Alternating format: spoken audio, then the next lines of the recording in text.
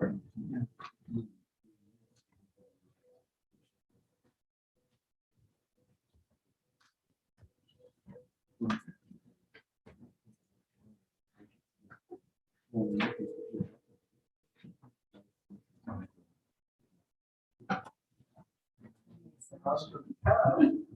Carla. Officially on the speakerphone.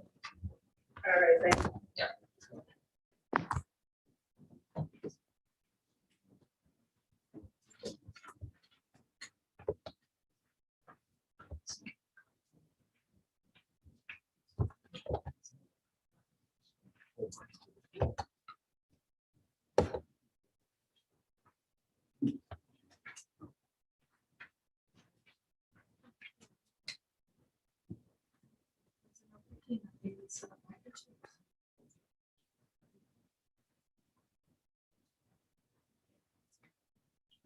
I would say summertime.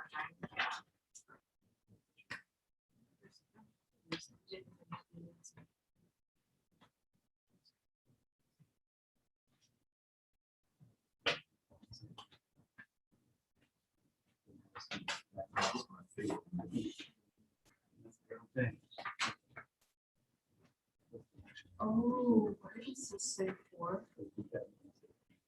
What's this doing?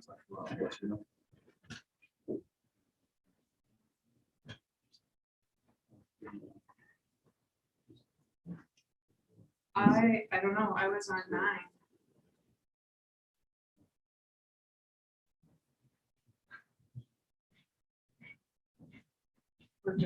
It's on. It was on 10. So I don't know what that was from the.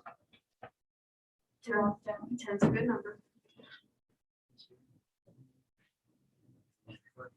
So. Right. Might be in trouble. So if you guys want to look at those.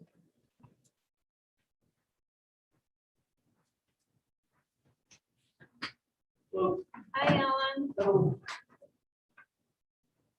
Welcome. This is always that, that's my point.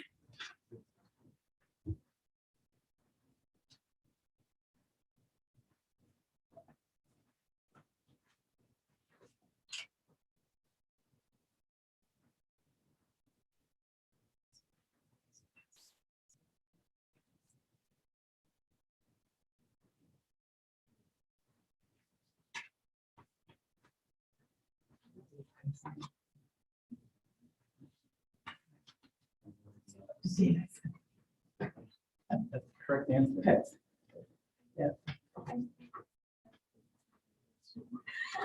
that's kind of exciting.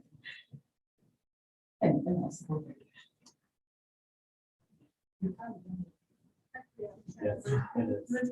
6 o'clock.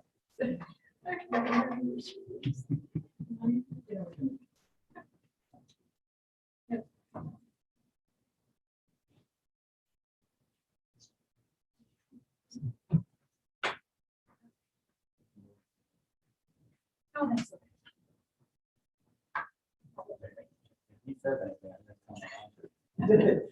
If I do a public record, I said, you're horrible. It should be. To me personally, it's- Jim and I were usually, who remembered Sims? I remember, like, "Oh, you forgot that you, I remember this." He actually is. But that's when it slips by. It's not a major one. It's like, it's a 19, so it's not. We're good. 19.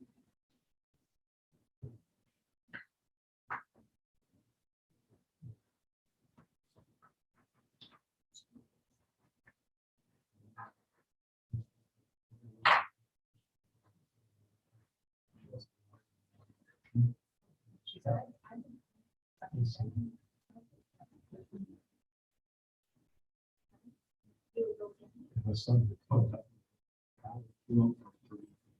now I'm to brag that we're talking about Travis. I have to do yes.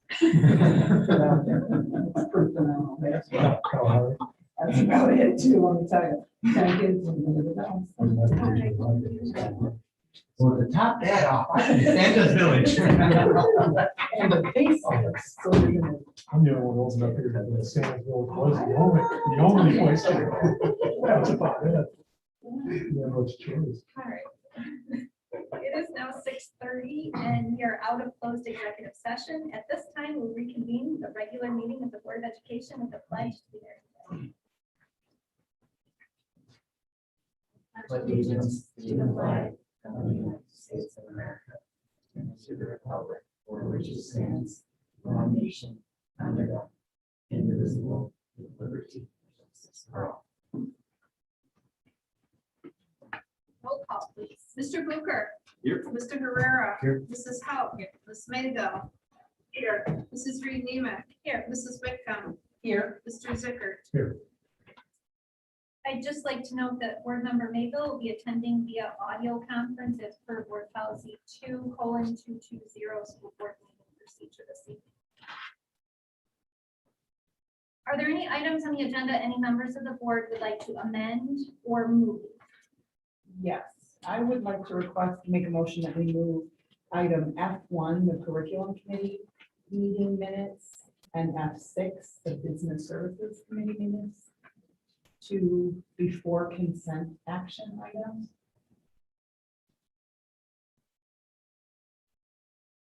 Member Whitcomb requested to have items F1 and F6 amended to occur before the consent agenda items.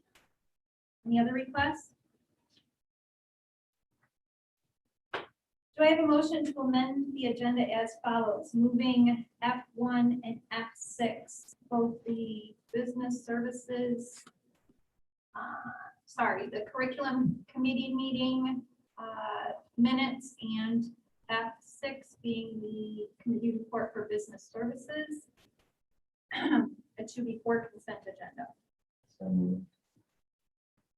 Second. Discussion?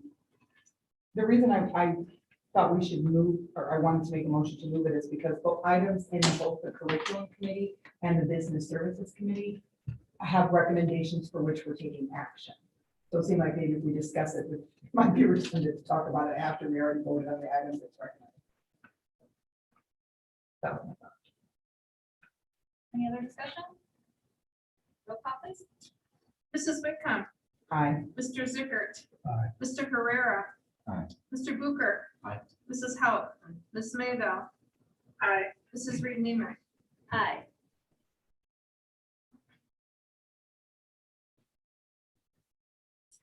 At this time, members of the public and employees of District 100 who submitted comments via email will be read, and those attending in person may make public comments or ask questions of the board. If you are speaking in person, please state your name for the record and limit your comments to 3 minutes.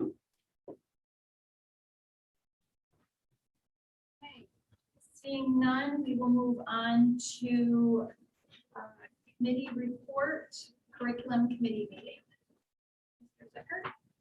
Yeah, I think I had the notes on the curriculum being discussed. I think the one that's going to come up for discussion that Mrs. Whitcomb referenced was the math trades course. The math trades course is a request by Everest High School to add as a third year of math. In addition to that would be in addition to the first 2 they have to take already, which is an Algebra 1 class and the geometry content class. The rationale was to get a class that was more aligned to what they're going to do as they leave or as the track they are as they leave high school. That may align better than what we offer now. We discussed and I and the committee thought that as an option for the third year, that was a good idea. That would be appropriate for Everest only, not for BHS and Motion, for others, to have that as an option for their third year of math after an Algebra 1 class and a geometry content class. Typically, how many years are students at Everest? Usually they're 1 or 2 years. Depending on the company class. So a third class would kind of double up in 1 year or class will be kind of a semester type schedule. So they may be entering as a junior, senior, but many of them are there for transition. So they might have to double up.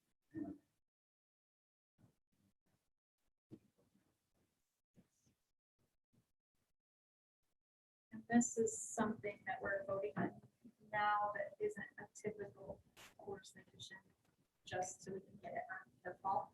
Yeah, typically we don't have the ability to do this late in game. Of course, because Everest, it's just such a small group. I met with that staff at the end of the school year and asked them to reflect on something they said that they wanted to do for the upcoming cycle was in November present the idea of this course. And I said, well, you're really small, it's just you. We might be able to- but we could throw it on board and see if we can try to get it. Yeah, I thought it was an elective. I mean, it was going to replace, well, it couldn't legally replace Algebra 1 geometry content anyway. But as of the third year elective, I didn't think it was, I thought it was all right. It was a company for that group of people. I think in the discussion, we also talked about in the future, looking at maybe some other options for BHS and more. For example, like kids that struggle in geometry, looking at geometry content class. Kids that struggle in chemistry, that we wanted to have a chemistry content class about balancing equations. Maybe geometry without having some, rather than do proofs. So just as things that we can look to for the future for those, but not necessarily applicable to Everest. So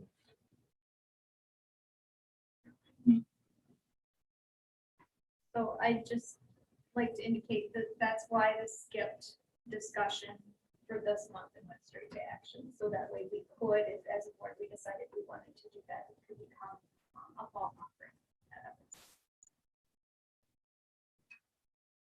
Is there anything else any member for the committee would like to add to the report or highlight?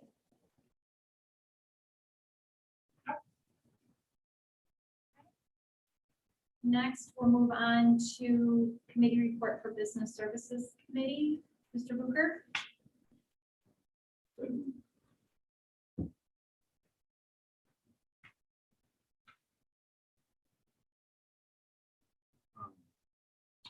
I think the action is going to move to the front to do something on bonds. Is that correct? Right, and I want to commend them. They've done a great job of being on our debt. Years. I was really impressed with that. It's a good job. This is another example of a way that can get us way ahead. Take advantage of the climate right now. So kudos to you guys.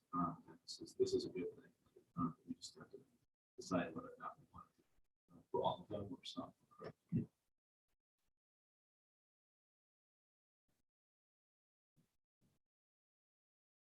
And then we're also going to vote tonight on the capital expenditure for the paving, Yes. striping, Yes. patching, right? But that came out of that recommendation. Is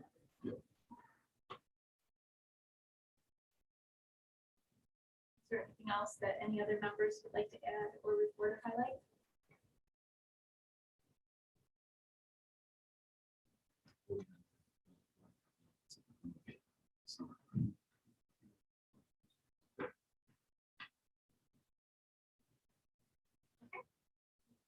Moving on, are there any items on the consent agenda any members of the board would like to take out for separate consideration?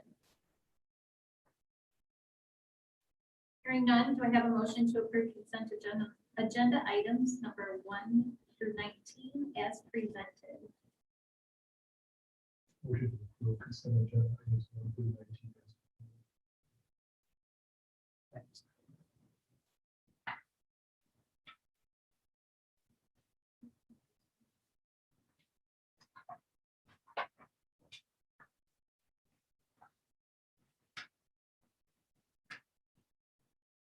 Is there any discussion?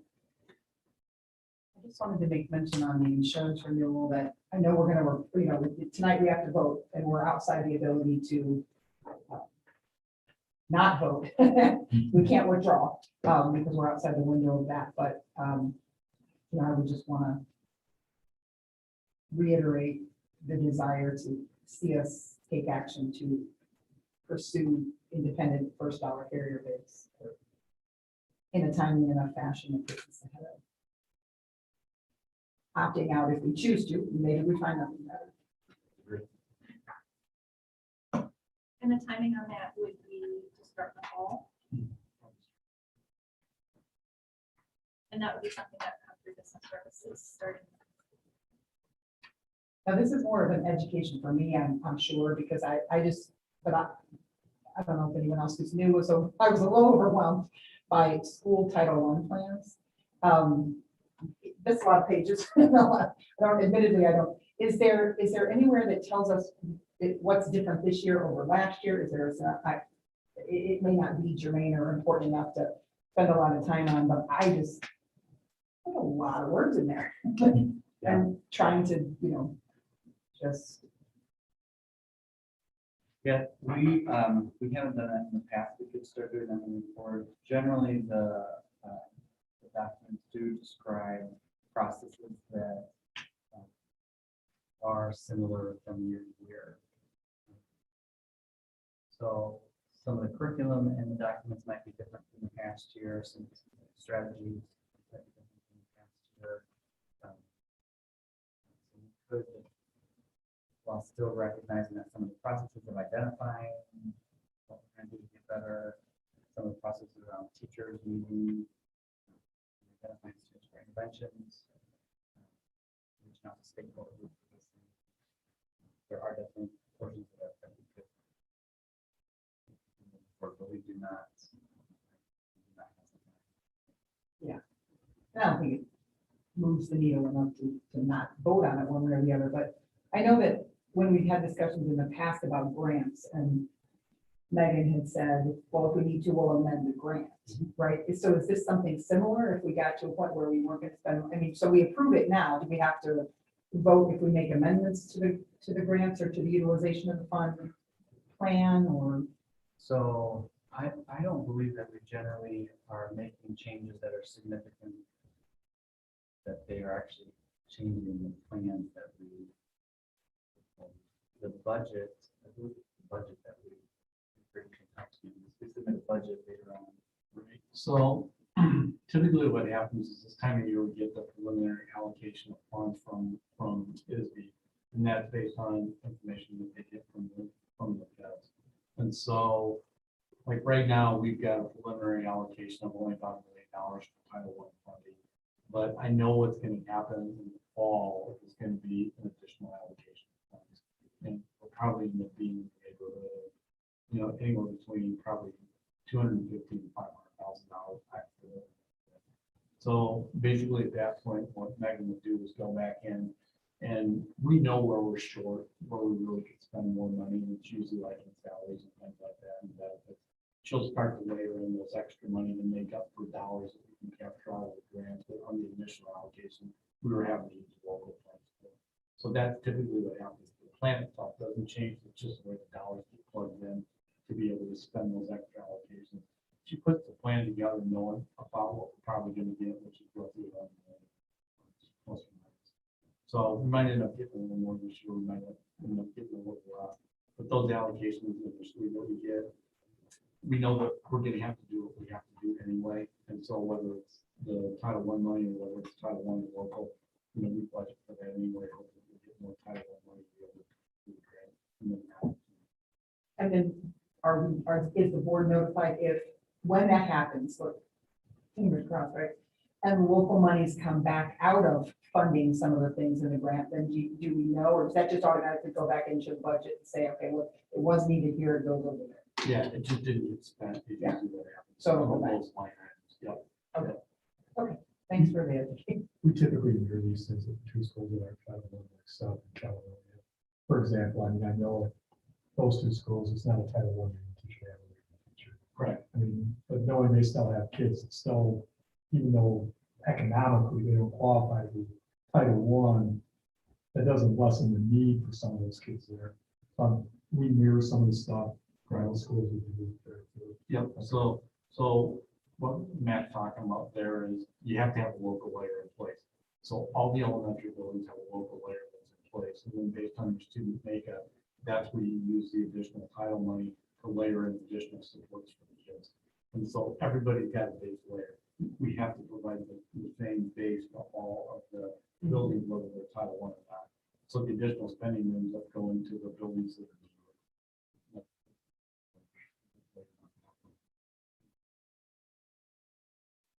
And that's also indicated in policy as well. So I don't believe that these plans have extra dollar amounts. Right. So, So as the money comes in, it gets, we put it in the spots where, based on when it comes in, what's needed for some priority. So then the only other thing I had was just a question about the heating, patching, striping, and I emailed Greg and he addressed all the other questions I had. The deviation in high and low and it being so, my question is, do we have a bid bond on this bond? I mean, do we have any assurances that, you know, we have a percentage apart from which they will not deviate if, you know, for some reason they have cost overrun? Yeah, they have to get this performance bond. And what's the percentage rate they have to be? The performance bond is for 100% of the cost of the project. Okay.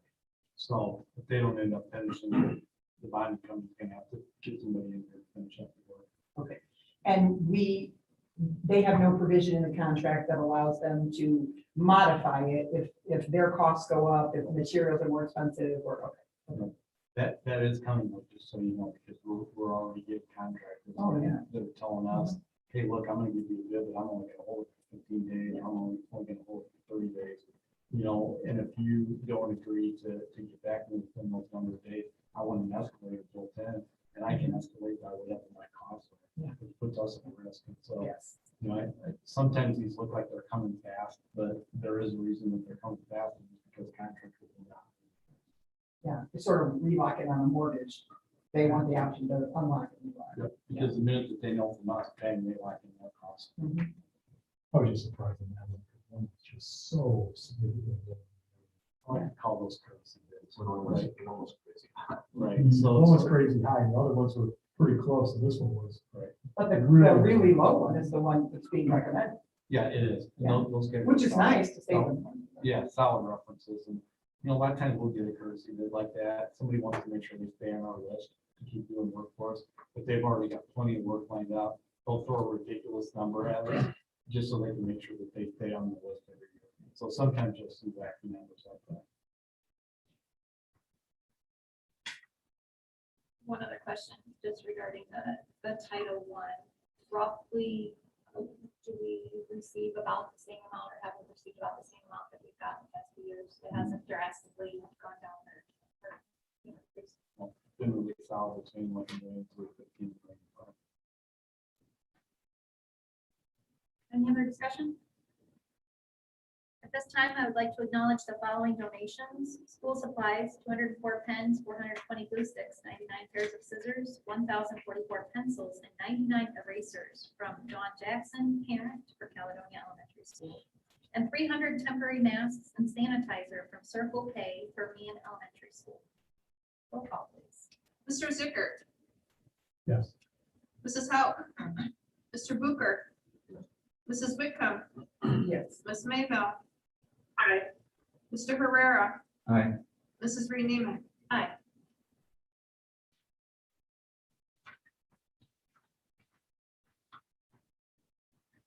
Next, we have a roll call action items.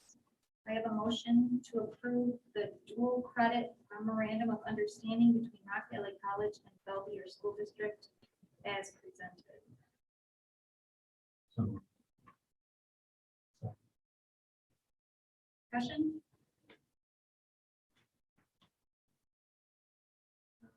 One item is that the very first line that it's entered into this 10th day of May of 2021.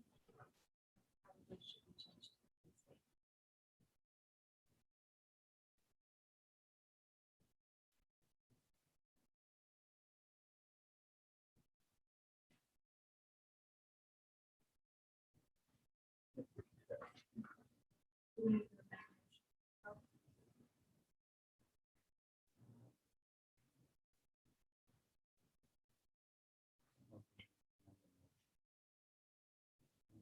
I'll just- In the minutes, I'll just put as amended with the reflect the change. Roll call, please. Mr. Herrera. Aye. Mr. Zickert. Aye. Ms. Mayville. Aye. Mrs. Whitcomb. Aye. Mr. Booker. Aye. Mrs. Hauk. Mrs. Reed Nemick. Aye. Do I have a motion to approve the dual credit memorandum of understanding between Highland College and Belvedere School District? As presented. Discussion? How many students do we have that typically utilize the?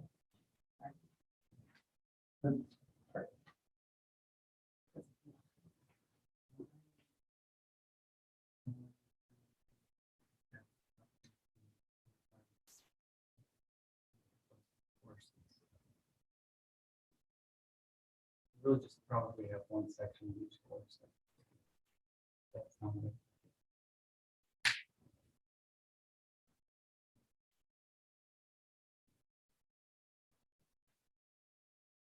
Any other discussion? Roll call, please. Mrs. Hauk. Mr. Zickert. Aye. Ms. Mayville. Aye. Mr. Herrera. Aye. Mr. Booker. Mrs. Whitcomb. Aye. Mrs. Reed Nemick. Aye. Do I have a motion to approve the math trades course as presented? So moved. Any discussion? Roll call, please. Mrs. Whitcomb. Aye. Mr. Booker. Aye. Mr. Zickert. Aye. Mrs. Hauk. Mr. Herrera. Aye. Ms. Mayville. Aye. Mrs. Reed Nemick. Aye. Do I have a motion to approve a current non-taxable refunding of 2011, 2013, and 2014 B issues as presented?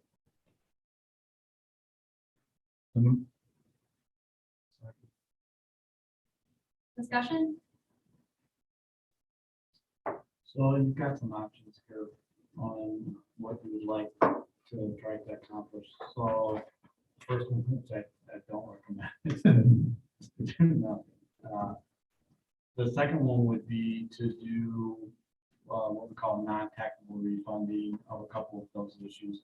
On a non-taxable refunding, we actually are able to achieve a lower interest rate, but we aren't able to do all the bonds at once. But even given that, we could still save about $1.36 million. The third option would be to go ahead and do what's listed in number 2, and then also do what they call an advanced refunding of the 2014 A issue. That would have to get issued on a taxable basis, but would still result in a savings, an additional savings of about $640,000. So all in, we're about $1.98 million. So that's if you wanted to do them together. So 1.36 or 1.98. And then the last one would be, we could just do the number 2, and then just wait to see what happens with interest rates. And then basically a year from now, do a non-taxable refund. So basically refund those 2014 A bonds when we can do it on a non-taxable basis. So there is a potential additional savings of about another 300,000 plus or minus. And that would assume that interest rates hold steady with where we're at right now. If interest rates move by 0.85%, so a little bit less than 1%, then we would lose that $300,000 savings, and we would have been better off doing everything. So if anybody's got a crystal ball on interest rates, now is the time to do it.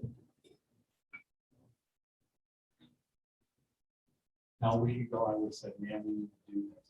And today, the 10-year treasury is back under 1.5%, so. It's, yeah, the interest rate market is very volatile right now, but one thing you can probably look at is things like interest rates are going up, commodities are going up, everything seems to be going up. But we do know what it is today. And so option number 3 is presented, Greg highlighted. We know that we're going to be able to save the taxpayers $1.9 billion today. And that's not a bad deal. That's not a bad deal. And so we could wait, which is option 4, possibly get some additional savings there. But again, interest rates may not be in our favor 12 months out. And so I don't know, I would be in in that third option. I think that third option, I think it makes sense based on the information we have today. Yeah, I think we would. I mean, I look at it and said 0.85 for 3,000. I don't think it would go up, I mean, I don't have a crystal ball either. I don't think they're gonna go up that high. I do think it's going up. So if they go up halfway, we'll just say 150. So rolling the dice on 150 is, to me, is, I don't know if you want to go out and look for that, if you're getting to the 300 or more. I'm pretty confident they're not going down. So,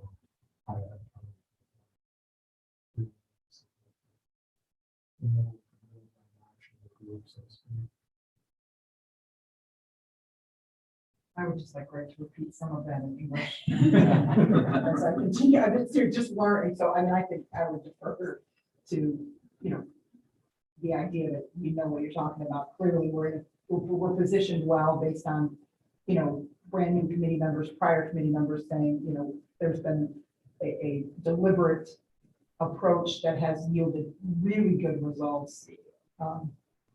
Dr. Brown says 3 is 3. And we also, who was at the meeting that presented to us? Yeah, and Nova from Steeple and Bob Lewis from KMA were also on there. And I think if you were to ask them, they would be great. Just because we do have, we're not in the interest rate.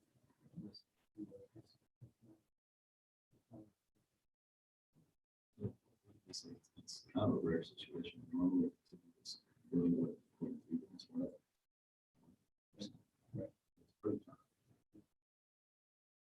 Yeah, unicorn time. So the current motion on the floor made by Member Herrera is to approve the current non-taxable refunding of 2011, 2013, and 2014 fee issues. Would you like to amend then your motion? Yeah. Okay. So we would amend it to option 3 to include the advance refunding of 2014 paid issue. Taxable. So I'm assuming that tell us correct, specifically that would probably be the recommendation. I'm assuming that. Just want to put it in. I would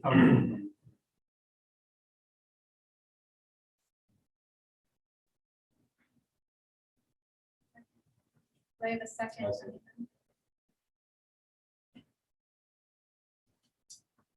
So because we amended it, could you say it again, what exactly we're voting, just like number 3? Okay, yeah, that's good, as long as I know that everything is in. Do you need me to restate? No, that's it.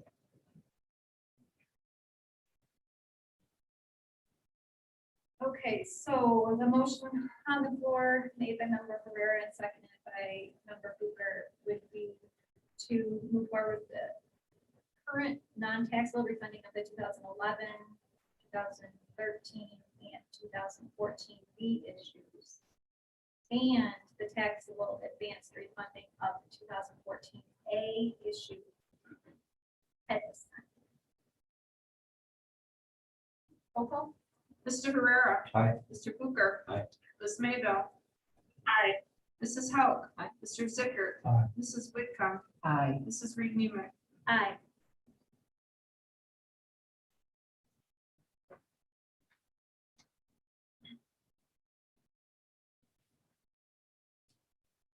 At this time, we'll be moving on to policy committee report that has been provided for the board's review. Is there anything else any members of the committee would like to add to the report or highlight at this time?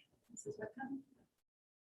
No, nothing to the report specifically. We do have 3 policies that are coming forward for first reading. And so those will come up separately for discussion next, but nothing unless anyone has any questions specifically about the minutes as presented. Anyone else or any other members? Okay. The following policies are being brought to the board this month for first reading. 2:110 qualifications, term and duties of board officers. 3:50 administrative personnel other than the superintendent. And 6:280 grading and promotion. Discussion?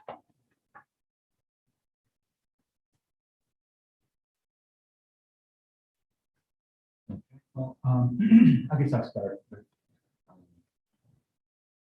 the grading promotion. We had a lot of discussion around this in policy. Some of it stems around, how do we check the balances, how do we kind of observe, evaluate grading policies, promotion policies. So I would be in favor of looking at reviewing annually, but I'm not sure I would be in favor of board approval.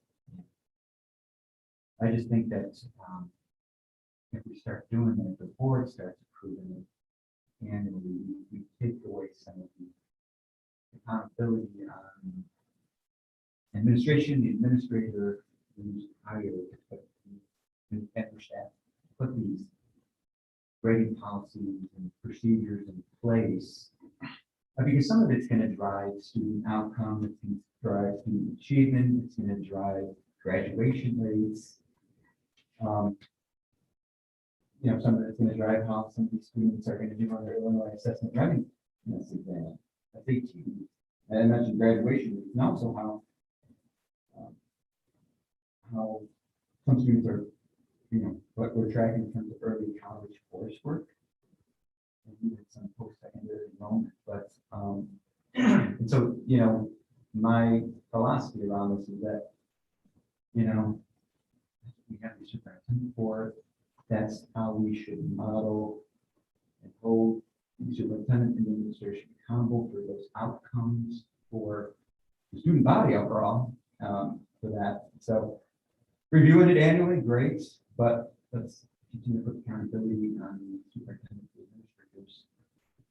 And that's how we do that, because what I fear is that down the road, we would have some future administration saying, hey, we came up short with our goals of increasing graduation rates or increasing SATs or other achievements metrics that we're looking at our student body, and then we'll point back to the board. Well, you guys approved this.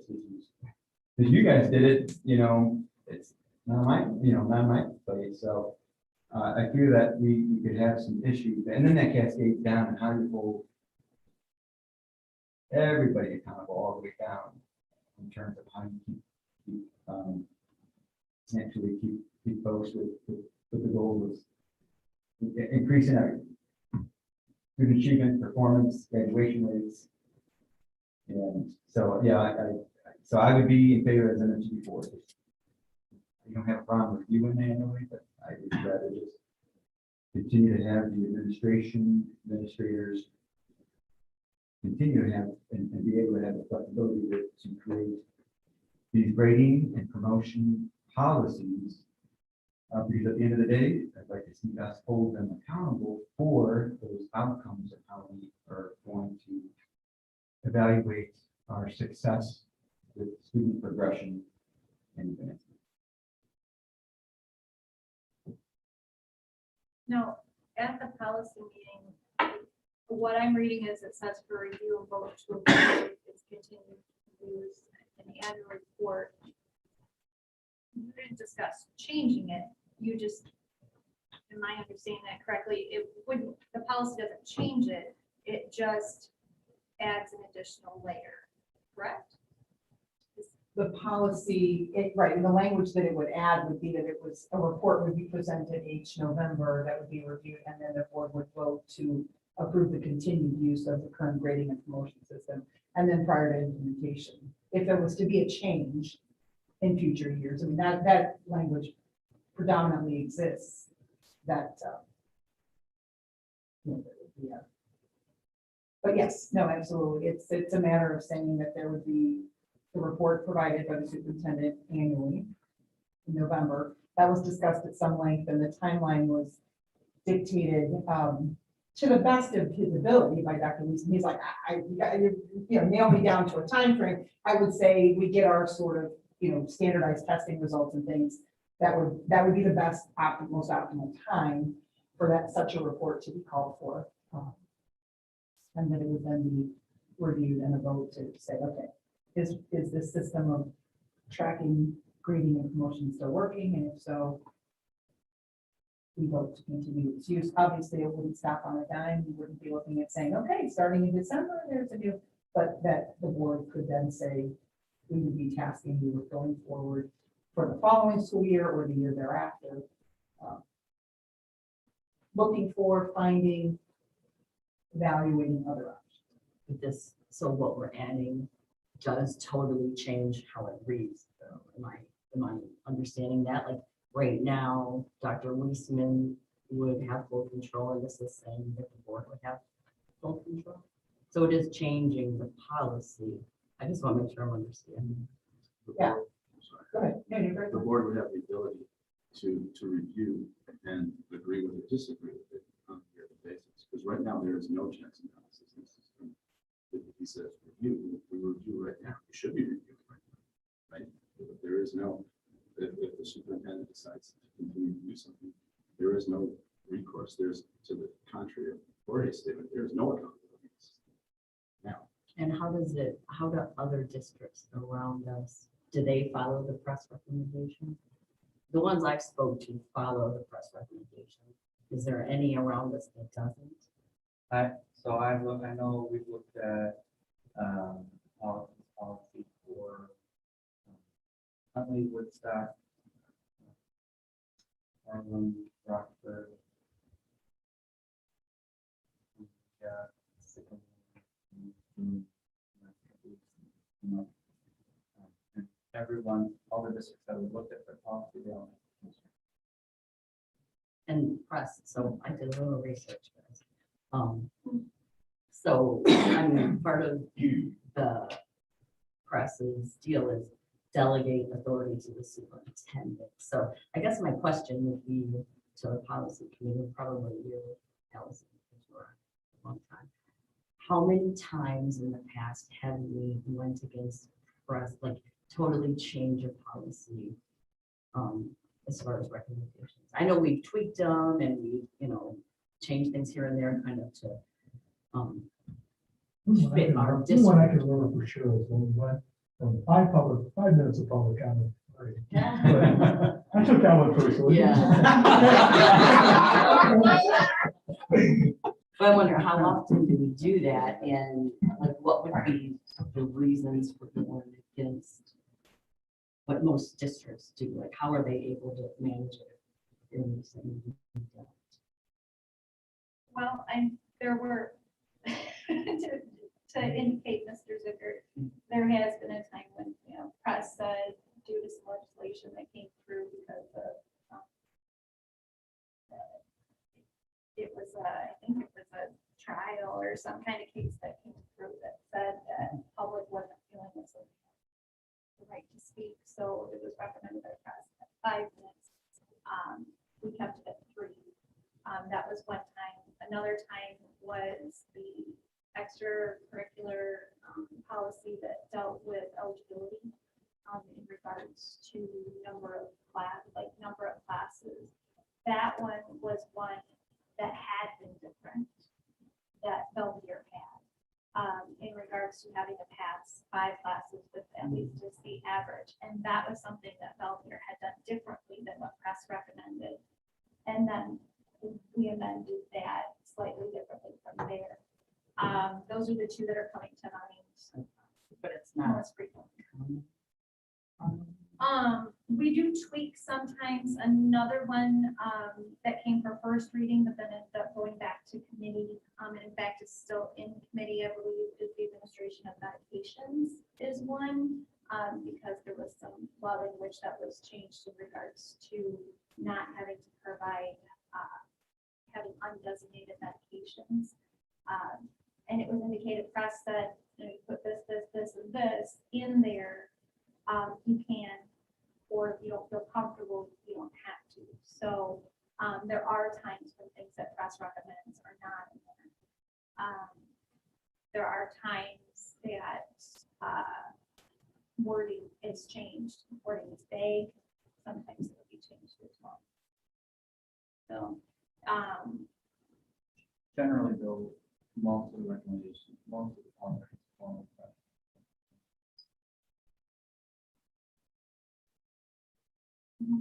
now, is this something that typically, like legal would be, you know, if there was something that was changing, is this something that we check with legal that can be done, or?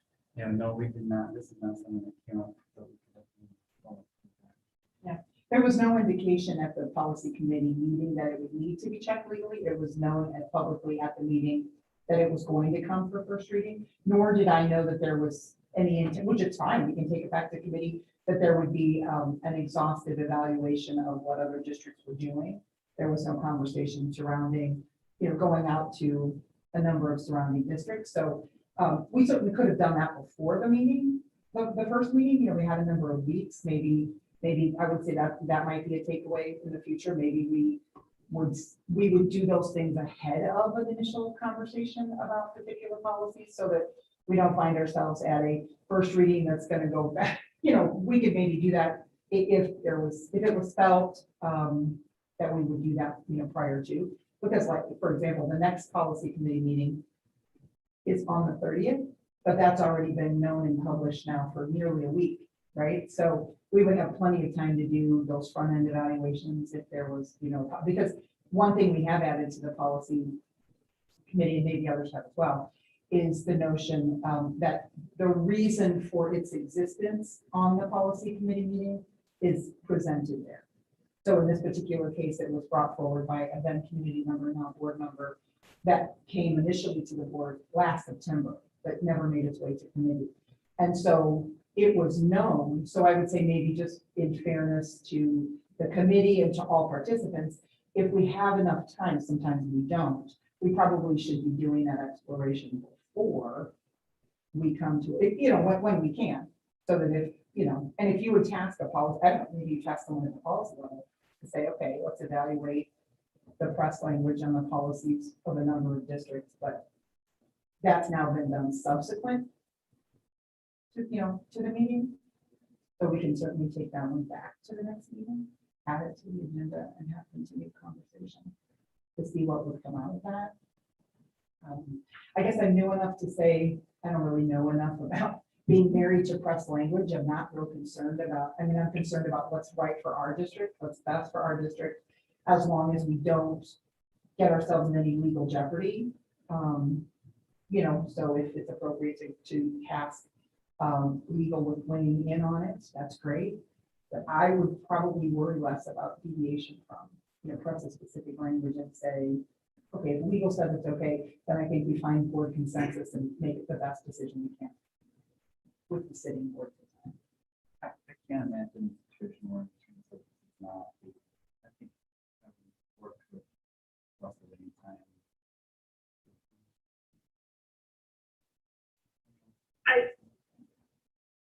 I do have a couple comments about this.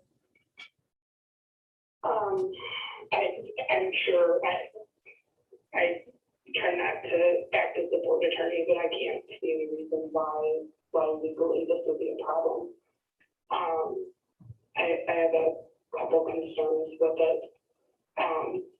One is that what I understand is Nicole's comment that we should do the best thing for the district, whether or not it aligns with press or not. I've been on the board for over 8 years now, and never have we even come close to approaching a change in policy of this magnitude, where we take a rather large task or responsibility from one body or person and flip it so that it's given entirely over to another body. the public comment change to press arose because press recommended a change to a 5-minute public comment. They cited a case in their support of changing that. I tracked down the case, I read it. The case did not say at all what press thought it said or said it said. I think probably it was a non-attorney from press who read that case. There's absolutely nothing in that case that recommended or required or made it legally advisable that we extend public comment to 5 minutes. So I'm the one who kind of shot that down, and again, that's a pretty incremental small thing, 3 minutes or 5 minutes public comments doesn't even come to it close to approaching, hey, the board is the one who said you're in the grading policy for the superintendent. My second point is that while I respect Mr. Cooper's comments, it's just not accurate to say there's no accountability with respect to the grading policy with the current responsibility given to the superintendent. A couple of years ago, we had a situation where a board member did a lot of research on weighting grades. She brought that information to Dr. Weissman, despite the fact that the board policy says that he is the final arbiter of grading policy and promotion. He looked at her information, he did his own research. He came to a conclusion that was different than his initial take on the matter. And largely ended up supporting what this board member brought to us. He brought his recommendation to the board with respect to changing our grading policy to adopt weighted grades in certain situations. We had a long and lively discussion about that at a policy meeting where I think all the board members were in attendance. All of us were there, most of us were there. And a change was made. The system worked exactly like it should. With respect to the current grading policy, we have talked more about PBGs at the board level and at the curriculum committee level than probably any other single topic in the past 3 or 4 years. We've received lots of updates. We've had the opportunity to provide lots of feedback and criticism and thought. Dr. Weissman has taken our thoughts, criticism, suggestions back to his staff. The system is working entirely as it should. If there is a board concern about the current grading system, my suggestion would be that we treat it exactly in the same way that we treated the weighted grade issue, that we have discussions about this, that we talk to the board about what those concerns might be. We asked Dr. Weissman how he thinks we could best approach that topic, but I think it's a bad idea for even more reasons than I discussed tonight. I think it's a bad idea to change a policy because we may or may not like the current grading system. That can be addressed in a way that doesn't completely upend the delegation of duties that we have really done just very well with during my time on the board, and the way that most school districts deal with this. The board can be very, I don't know how to say this, when the board gets 20 emails or phone calls from people or parents, that is a big, that's a big issue. That's something that gets board members' attention, and that's something that puts a lot of pressure on board members to react, to make a change. And that's understandable because 20 feels like a lot when all those people are yelling at you or sending you emails or showing up at a board meeting. But we have 8,000 kids in our district. This is an issue that probably should not be prone to reaction by board members of a small vocal minority, especially when you consider that the small vocal minority of people tends to be of a demographic whose kids are generally advantaged anyway. I think PDG has a huge advantage for kids who don't have a voice often in our system. And I also think that while we still have some improvements to make in our current grading policy, that I think that can be done without changing the policy. I'd also, I worry if we change this policy as written. So what happens if the board votes down the superintendent's grading policy in November? What then? Is the board going to design its own grading policy? Is the board going to say, we revert back to the old grading policy, which as an aside, largely didn't exist. We really didn't have one. It was haphazard. It was not consistent between buildings, between grades, between schools, between elementary and high school. The what then if the board does not approve a particular grading policy is as much as that this is not a great idea as anything. So I don't know. I don't know what the process is now with respect to where this policy goes. If it just shows up at a subsequent board meeting for an up or down vote, but I have some real concerns about changing this policy as presented in the first reading. That's all. Thanks. One comment I wanted to make really quick was, having been personally involved in that policy committee over weighted grades and intimately involved in the discussion, and highly complimentary the discussion that we had, because I thought it was a very collegial, educated discussion where everybody got to say what they wanted to, weigh in and the pros and cons and so on and so forth. I do think at the end of the day, though, if you ask the board member who brought that, to say that they got what they wanted when they left, it's very inaccurate. I think it was a discussion on weighted grades of AP versus, including AP and accelerated classes.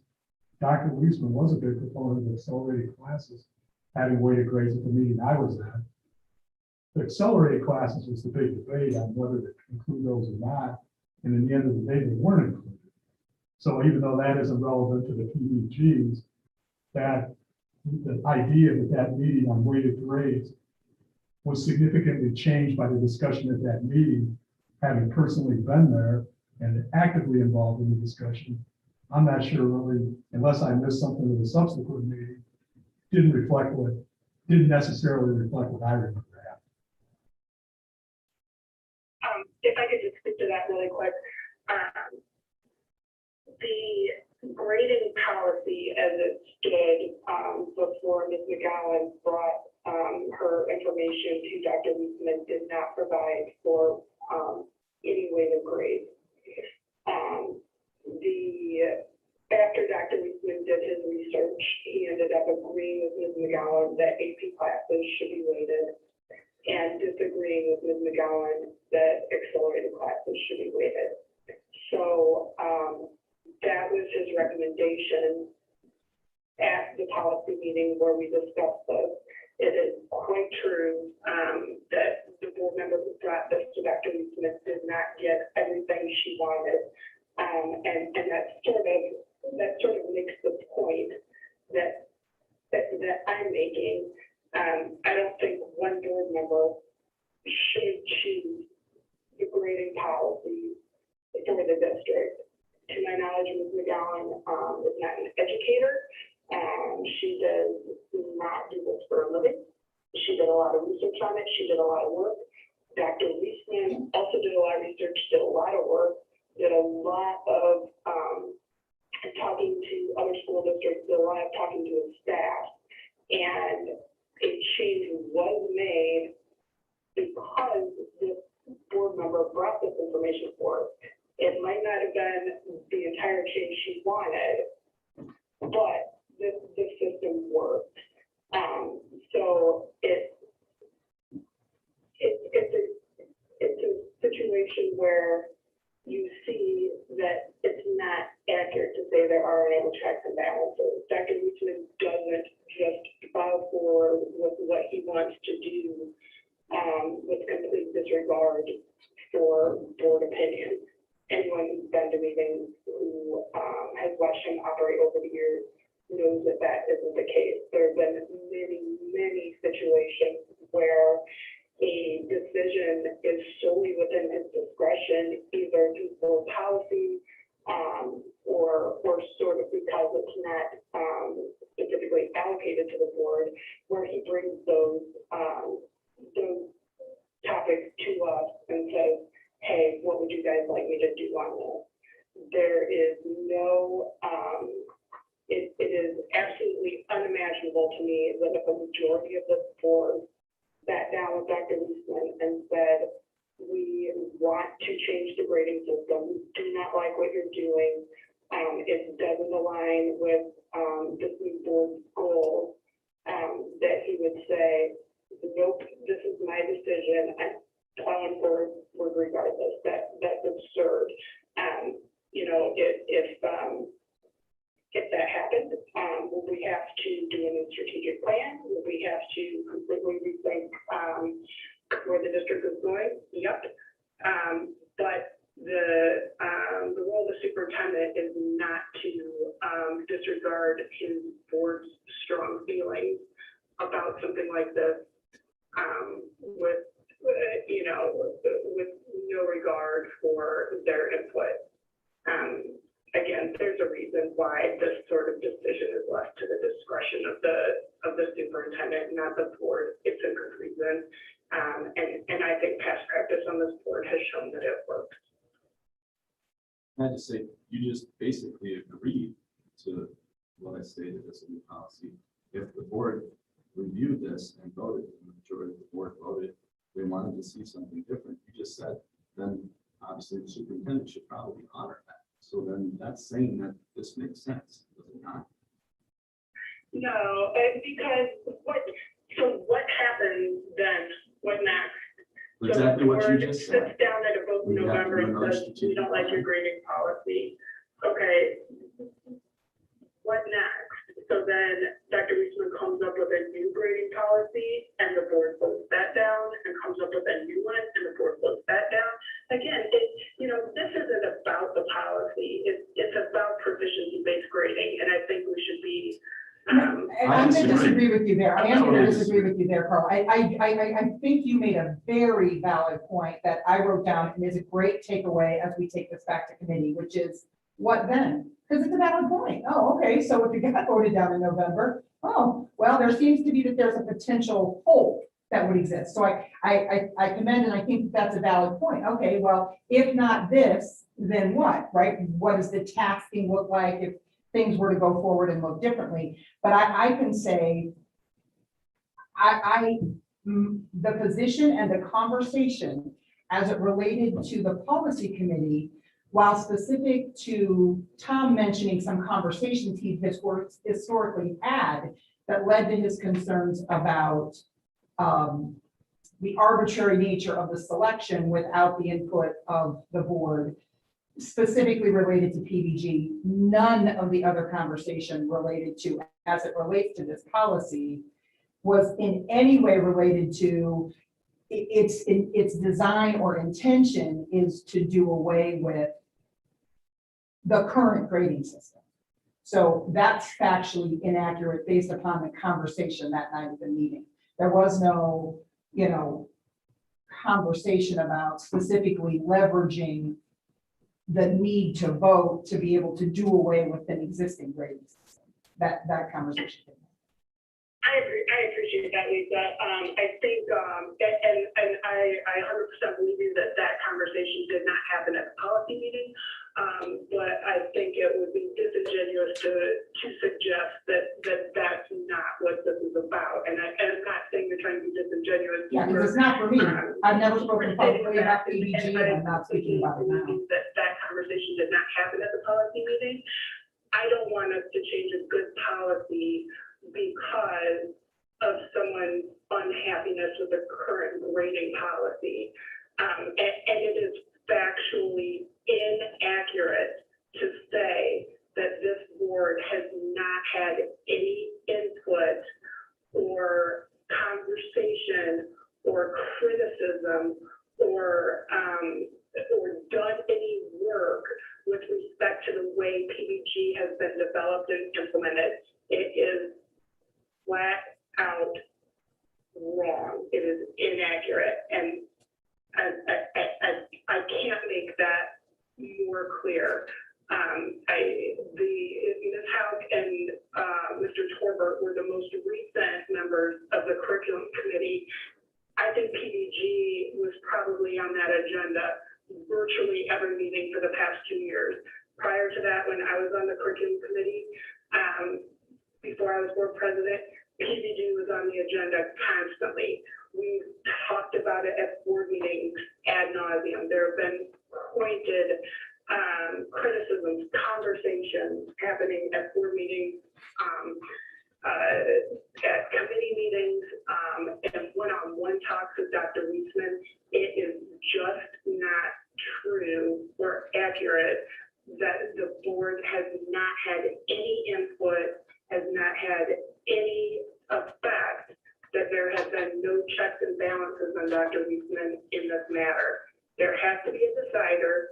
He's the decider, that we have provided well-received input and criticism along the entire process.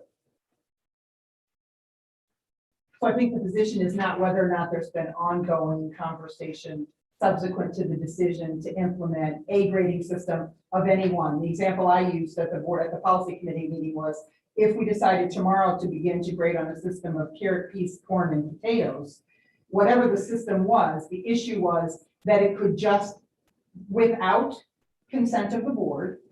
I'm not saying it wouldn't be research and evaluate. I'm not asserting that this or any other administration would take the position to just at a whim say, yeah, I think well now we'll do carrots, peas, corn, and tomatoes.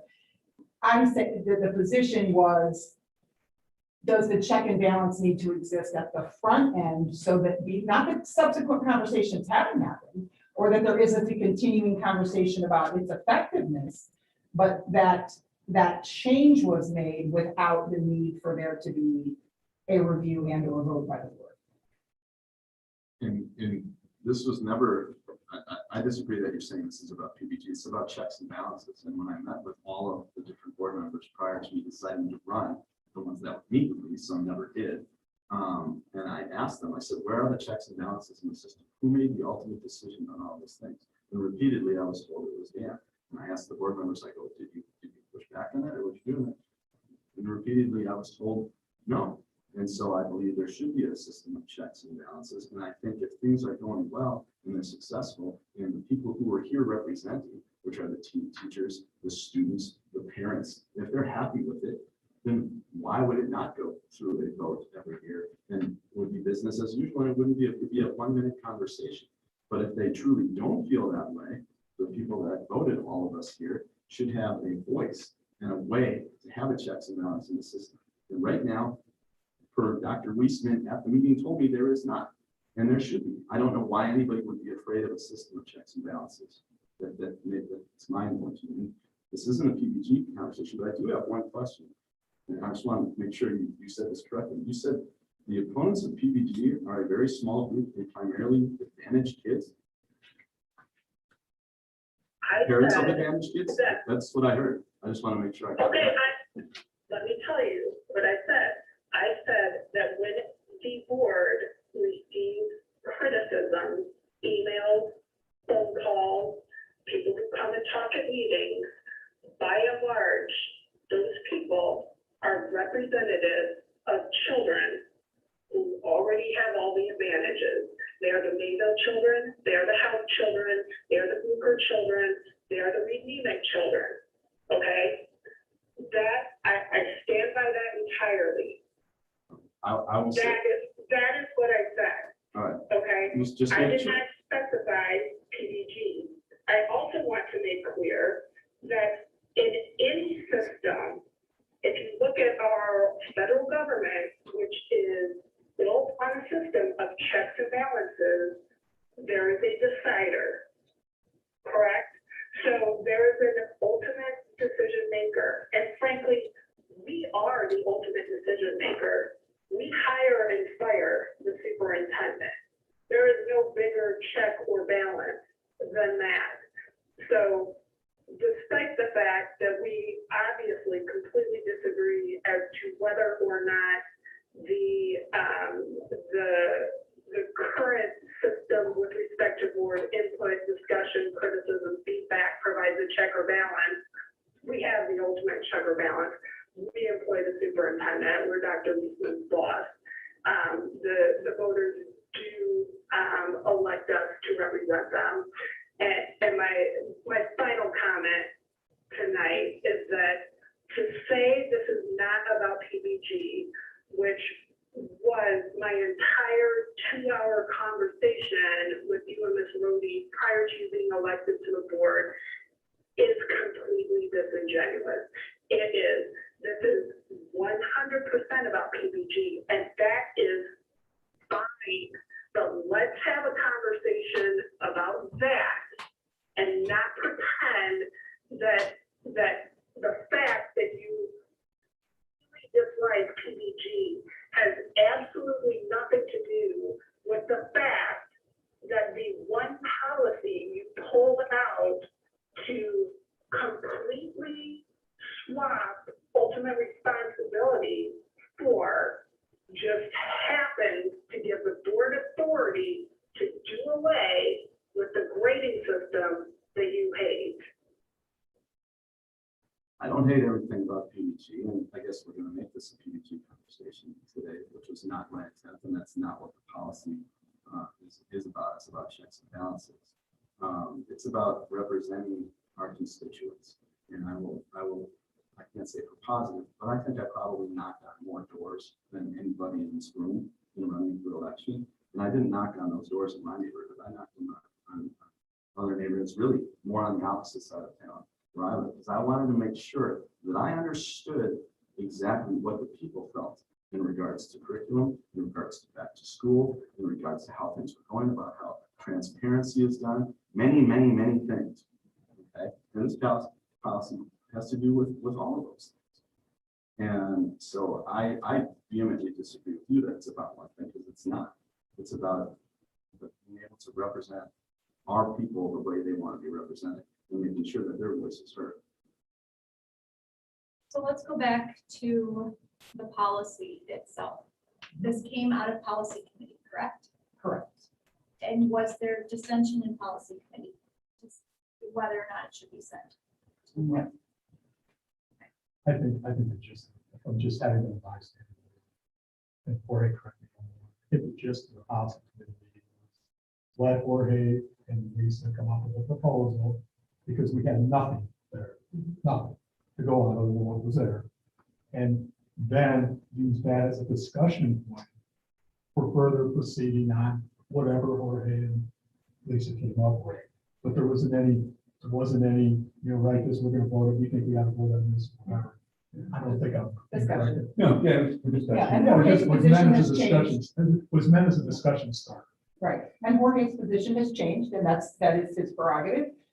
We both reviewed it, we sent it, we had discussion, he reviewed his notes and indicated that he wanted to add the word reviewed, but was okay with it from there, and then subsequently changed his mind. So we're not ready to move forward. I think in all, in fairness to the process, right? We want to have some additional conversations. So whether or not it finds its way to the committee meeting on the 30th or not, I don't know yet. I think we'll have to evaluate whether or not that happens or not. I guess I would just say as an individual, and maybe there are others who would similarly feel, as I said, I want to just reiterate, if there is evaluation and consideration of how other things might bring to bear conversation that's going to happen at a policy committee meeting that can be done before the meeting, I think it would be beneficial to the process if that occurred before.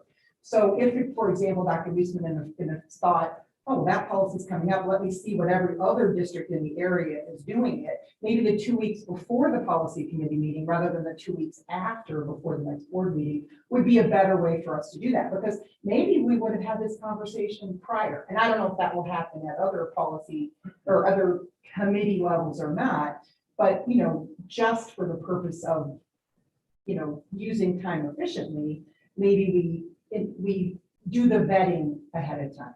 Hey, just so you know, you're looking at changing the policy that 5 other districts, here they are, you know, just lockstep with press. So be aware you'd be deviating from that, because that's a conversation we could have at the policy committee level meeting, maybe not brought it forward for first reading, because I kind of feel like maybe that's a little disingenuous, if I'm being completely candid. Like those sorts of conversations could have happened before that night, so that we weren't coming here tonight to say, oh, okay, well, now that you want to do that, we've taken the time to evaluate what 5 other districts have to say on it, or 6 or 3 or whatever the number was. So it may or may not find its way onto the June 30th meeting, because there's a lot on there, right? There's a lot on there.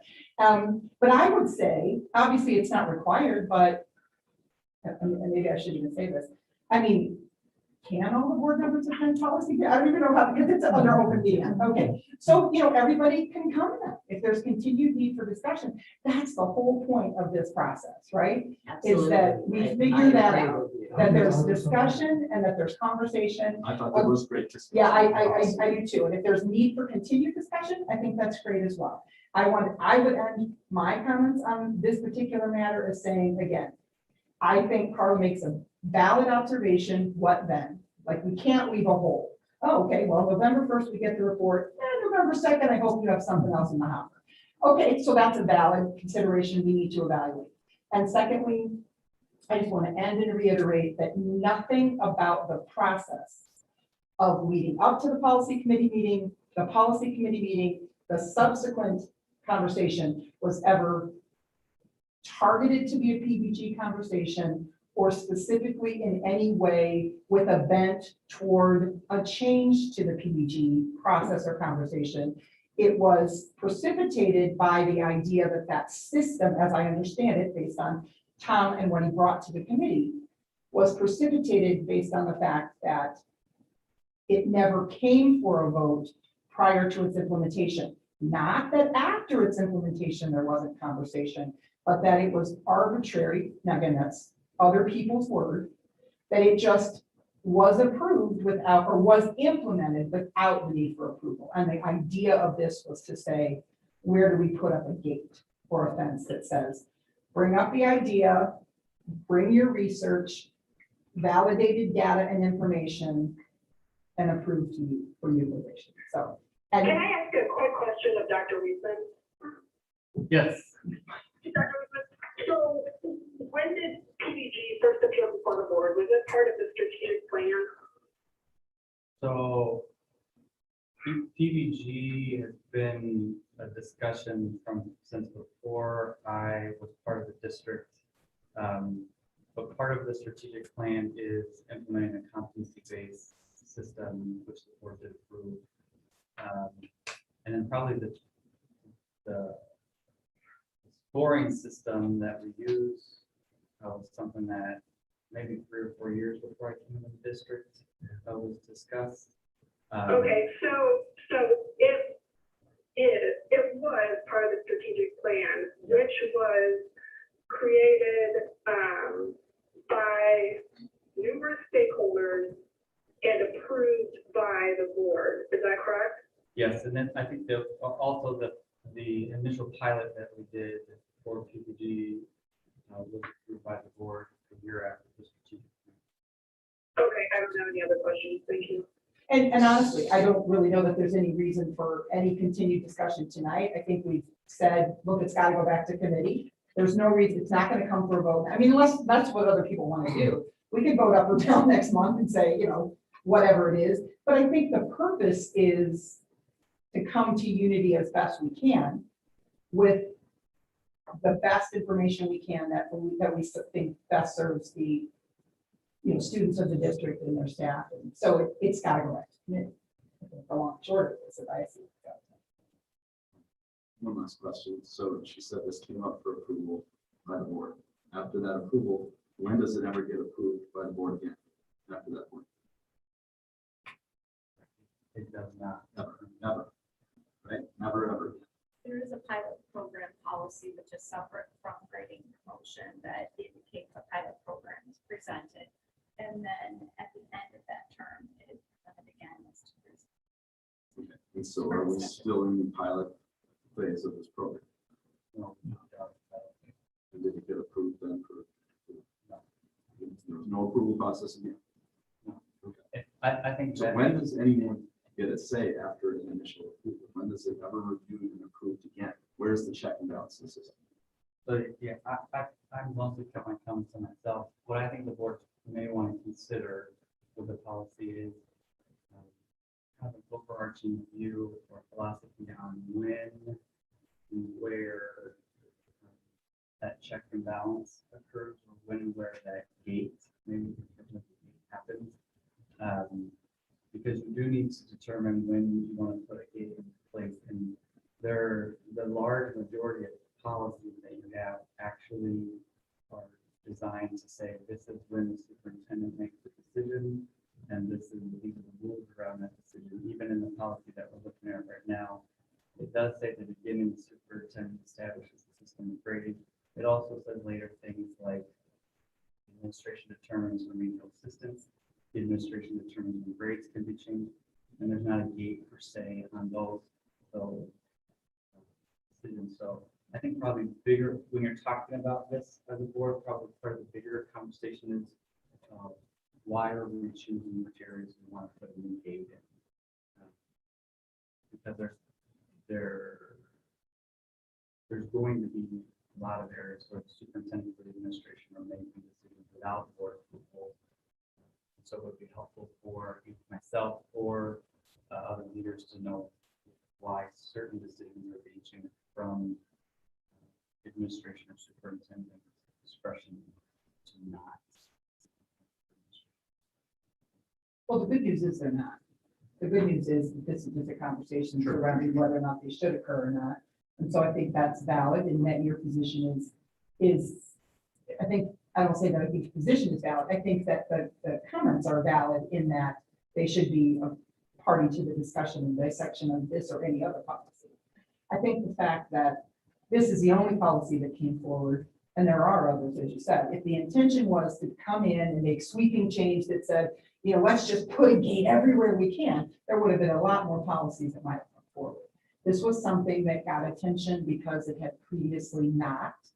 And when it was handed over, it was stated that this policy request for review by a then constituent community member had been sitting since September. So it did get more immediate attention at that time. And we'll take it back to committee. I think it's a little bit, because I think it would have been, I would have been better. I think we'd all been better served if we had Wednesday before today, as a way of looking at some of those situations and how they handle those. That ideally that would have been better, but obviously we can't turn, even though sheriff can, we can't turn back time. So we have to deal with what we have. Right. So as we move forward, maybe we'll get guidance on that. Yeah. More philosophical. And ultimately, too, policies are put in place because that is the only way that the board can and does direct the superintendent. So making sure that there's not vagueness as to where that direction can and does come from, because the only way that we can direct is through policy.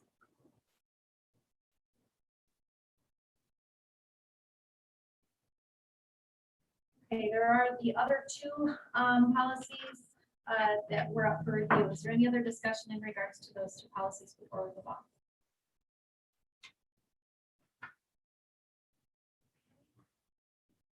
On to extracurricular stipend reviews. I believe this came out of business services. If I'm correct? So what we have done in the last 5 years is, actually 4 years since the new contract went in place, was really at what we call zero sum as part of adding new stipends for clubs.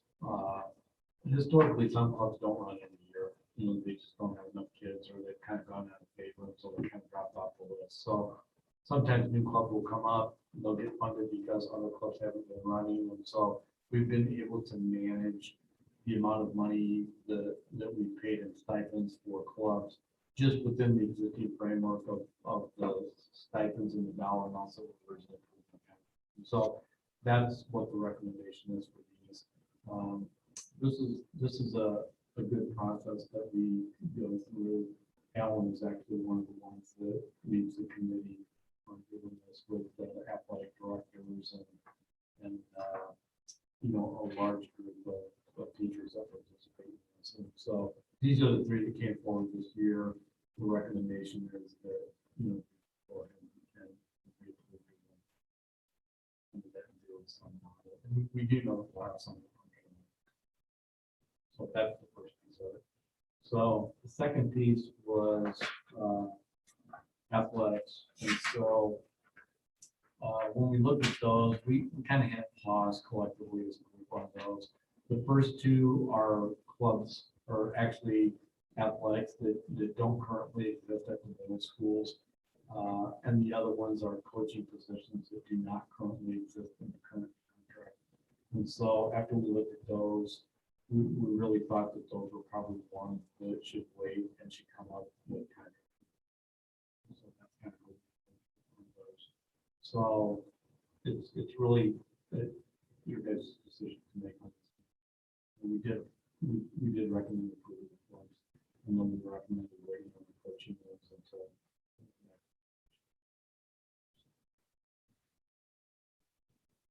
Yeah, I would agree. I mean, I think you need a coaching ones too, so before we look at this. It'd be interesting to see the numbers, changing numbers, because you're getting more coaches, you would think. If it's either a safety reason or number of reasons, but one or the other. Just like, I know. So, Yeah. I understand that. And that really was where a lot of the conversation centered was, you know, we may have some sports where we have approved positions that we don't use anymore. Maybe they can just shift over into the other ones, but we really don't know. And to this point, we really haven't had a good formula for how we have different coaches. And so a lot of it gets down to what was just being talked about, numbers, safety issues, those kind of things. And so there really is a formulaic way you can go about doing this. We just haven't done that. And that's something that we're.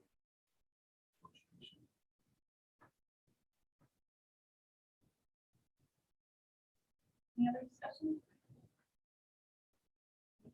School plans for 21-22.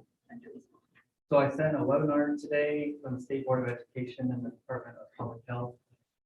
They reinforced the need to be flexible here over the next couple months and ready to adapt when school starts. We really thought back in May when the State Board of Education let us know that they were going to require in-person learning for all students unless they both were under forced quarantine and were not eligible for a vaccine. We really thought that we'd get some further guidance within the month.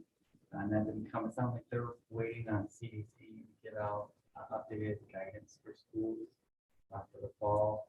So I really don't know when that's going to happen. Because we're not under the emergency order, I don't think that we need a formal vote to go back to school in person. But I am trying to just get updates from you and feedback from you every month. So the memo for this month included, again, just some updates around family choices. And probably the best option right now for us is for you to just ask us or assume that we're going to move forward with there's some board policy around supporting students for physician recommendations. in our home and hospital programs.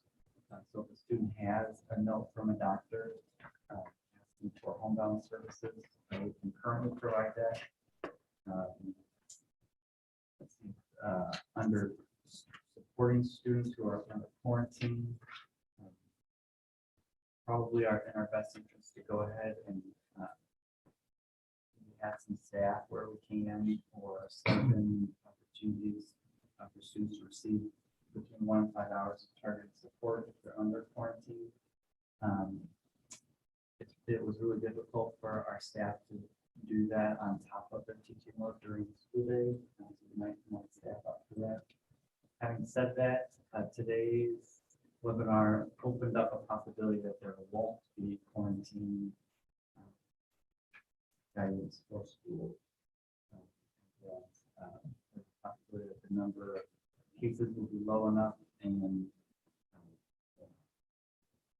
the spread will be low enough that we might not even have quarantine recommendations. That's something that is to determine.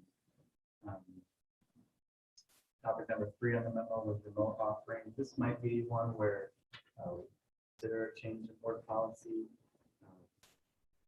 The board does have a remote learning policy at 6.85 that allows us to offer remote programming. It's currently worked with juniors and seniors. I called the Illinois Association of School Boards and asked about why it says juniors and seniors, and they said there's no real reason for that. As a placeholder, if you'd like to change the grades that applies to, you could. That might be something that the board could, as a policy committee, review it, opening that up. I don't know if I would open that up K-12. I definitely think you could consider when we probably successfully implement 9 through 12 remote options. If we just utilize Illinois virtual high school, Illinois virtual school model that's set up, it doesn't require a lot of work from us other than getting the students set up. Theoretically, we could expand that to middle school. The offerings, the turnkey offerings for Illinois virtual aren't as good for middle school. And you start to get the conversation around, is it best for kids' social health? Even if they can academically perform remotely, should we really try to get the kids into school? The elementary students, you could expand the policy. I wouldn't recommend the elementary school students. I think those kids are the least least able to do those. Topic 4 is state health department guidelines. I continue to think that we should, given the low rate of transmission in our schools this past year when we had students in school, quarantine really was the problem. Getting sick at school was the problem, so I recommend following state guidelines for that. Topic 5 is just an update on recovery support that we're starting to plan for students.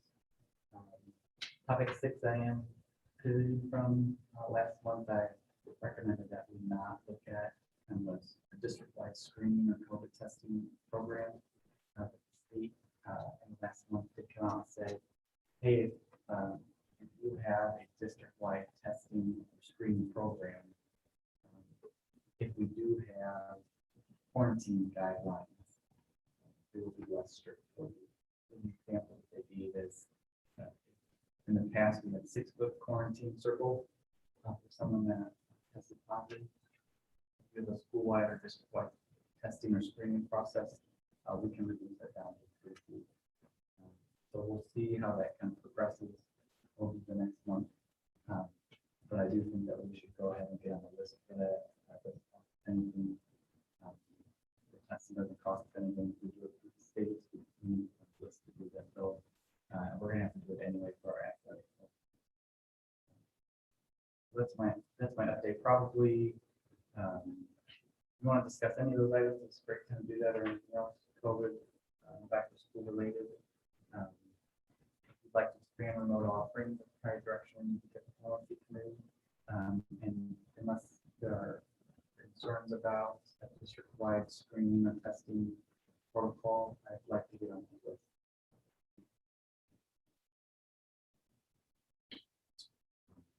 In relation to mandated COVID testing, and I didn't catch all that, but said correct. Have they said anything on the age of kids testing and mandated vaccinations by age? Because I've heard from parents, many with younger kids are less excited about having kids fully vaccinated than older kids. And what's the stance on that? So they don't have any updates on whether or not younger children will be have a vaccine available to them. We're still not getting any indication that the state's going to require vaccination of anybody this upcoming year. The district-wide testing protocol from Shield is such that we have to commit to test either, maybe Maxine can correct me if I get this wrong. We have to commit to test either half of the unvaccinated students every month. Yeah, Every 2 weeks, or commit to having 10,000 tests performed during the first half of the school. So we could, we believe we're not on the list yet to get all the details and talk with them, but I believe we could look at who the testing applies to and what schools we test or what grade levels we test. The test is a spit check, I believe. That's a straight. and it is a PCR test too, so it's not like a Binax rapid test, where then you have to go get it verified, by use our PCR test. So it's the same thing we do if I was using one of the kids. A lot of we are a tier 1 district, because we are a tier 1 district. They'll also provide us with all the testing personnel, which means that we don't have to do it.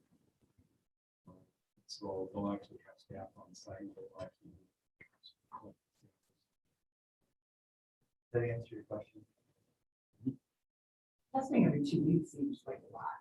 And is there, To test 50% of the student Right. population and every 2 weeks? And has that changed from your original, because it says 50 for testing half of our unvaccinated students weekly? Oh, I'm sorry, now I'm vaccinated. Okay, so that changes things. But yeah. I'm sure you don't know this yet, but Has that changed? Maybe I'm just remembering wrong. can they test out a positive test? When you test positive, I don't believe, currently if you test positive, I don't believe you can test out of it. You test positive, most likely in the fall, if there are quarantine requirements, the quarantine requirements would at least be. That's what I'm saying, that's, it's just, there's false positives. Universities where you get 2 negatives. Counteract that.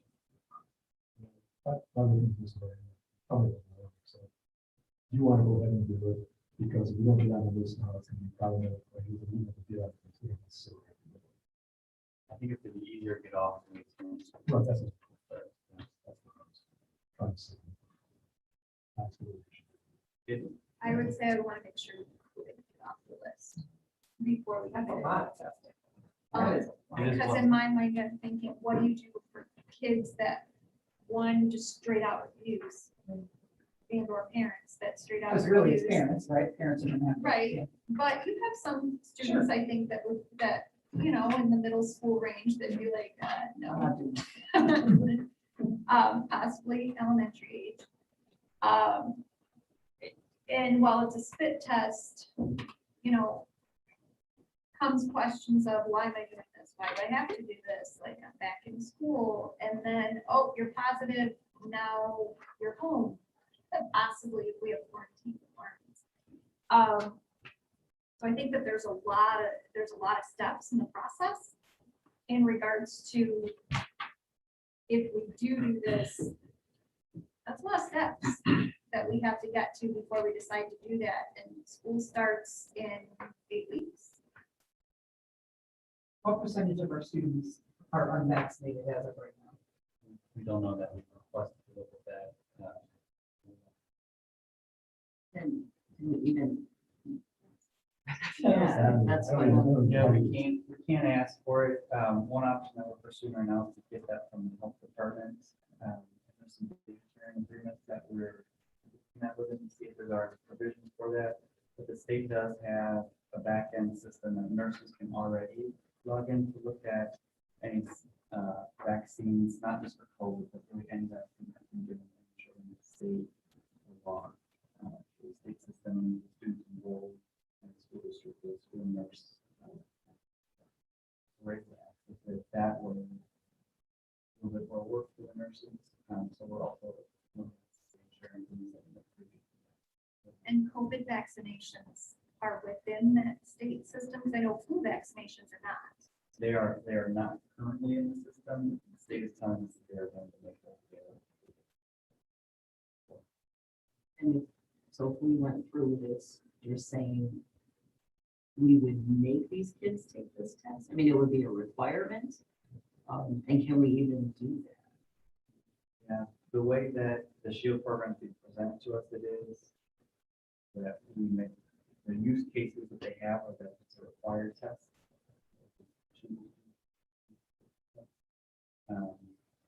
It is not without controversy. I think the things that you're picking up on now have been experienced in the last year and a half with school districts that have done. It is once per week. Like, Wow. 50% once per week for 2,000 tests. So basically the kids, I mean, if you think about it, you're gonna test 50% of the unvaccinated one week, then they're gonna have a week off, maybe. So From individual kids might be every other week, but we'd be having additional personnel in the buildings. There'd be people there every week because we'd be tested. Is it fair to say that most of the unvaccinated kids are gonna be in like the K-8 or the K-7, considering 12 and up? I don't want to run like a kindergarten. just Yeah. going to- That would not We're sound. We're gonna have a hard enough time right now when they give them a shot. They have fun to get the shot.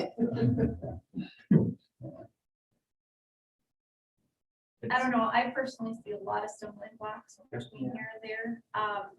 Because also those K-8 kids are the kids that we just discussed, maybe not having any type of remote possibility for quarantining if we do have to quarantine. So those are going to be the kids we're identifying. We don't have anything to provide for them. Yeah, we identified and I would think we'd have to have some level of obligation to have a robust way to say if these kids would have to be home. Now, we don't know yet for sure, for 10 days, for 7 school days, whatever it might be. We're gonna sit you down at home, but we don't really have anything for you to do other than to, I don't know. To me, they're kind of hand in glove. Would you have to know by whether or not they're gonna apply for the program? So, I think theoretically, probably what we would do now, if there's concerns now, is we will talk through this with the team, but I would say probably our next steps would be is to investigate avenues to do the cost testing or that either way. And they don't count in the SHIELD program. They would count in the SHIELD program. Well, let's just test all of them. Of course, I. But most of them are probably, Twice a week. but Okay. most of them, do they have to be if they're unvaccinated? Oh, If they're they're vaccinated, do the athletes have to be tested as No, well? they don't. No, I was gonna say, they had to show their card already. for Yeah. some- So they don't get us, those that are unvaccinated are probably fewer than those that are vaccinated. So we wouldn't we wouldn't gain enough ground there just yet. I know for football, they all have to show their card. Yeah, it's not all the sports, but it's.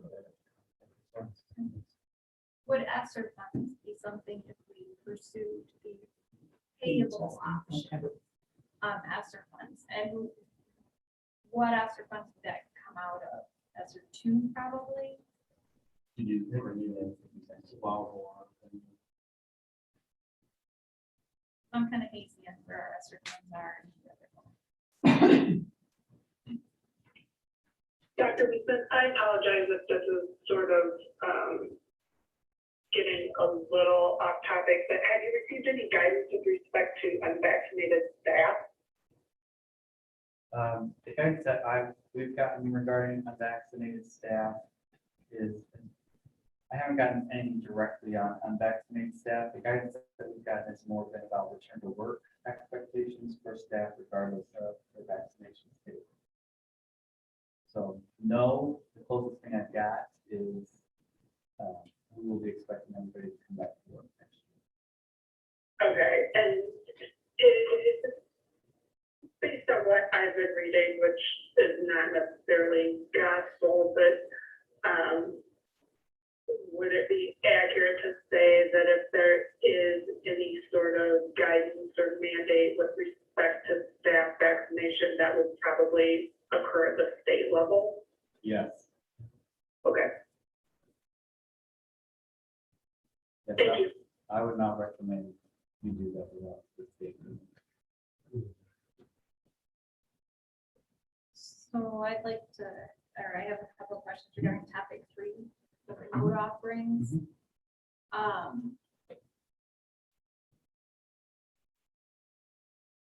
Offering something through, for our 9 through 12 for the students that would be outside of a physician recommendation, being through the Illinois virtual school.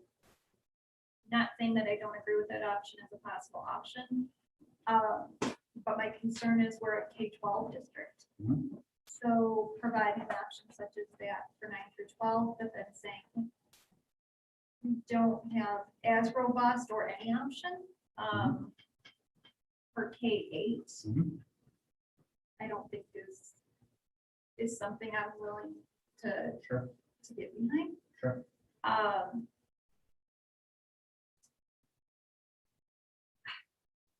I think it's very difficult probably to discuss this in regards to what we would do for options regarding quarantine students, but I think that could probably fall under the remote option as a possibility. So I guess I'm looking at topic 3 and 2, quarantine student support.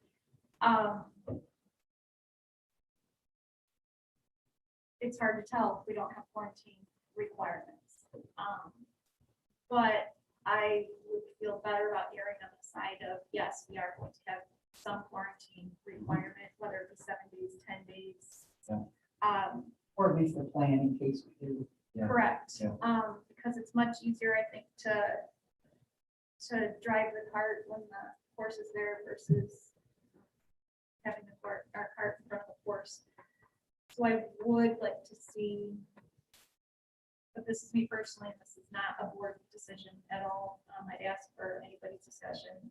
I would like to see something for K-12.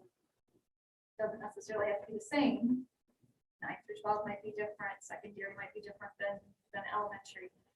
But something that provides support if we do have students that are quarantined, especially at the elementary level, and support more than a phone call. Mhm. In my mind, I'm thinking support is some sort of visual contact. On a Chromebook where they check in once a day and they have an hour of, lessons or something like that. Come back, we'll go over what you did tomorrow. Because if there's a possibility that we will have students home for 5 days, 7 days, however many days, they need something other than we'll see you in a week. We'll see you in 2 weeks. Or here's a packet. Right, so.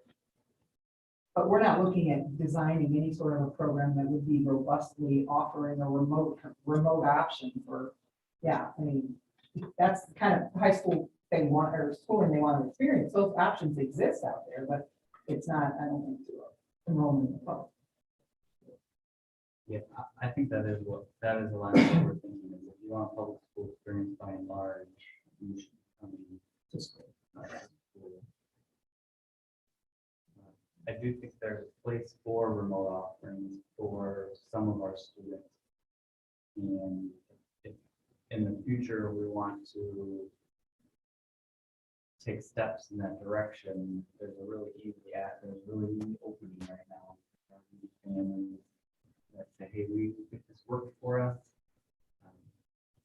I think it's going to be the easiest to do that, and it's the least harmful to students at the high school level, if anywhere. But that would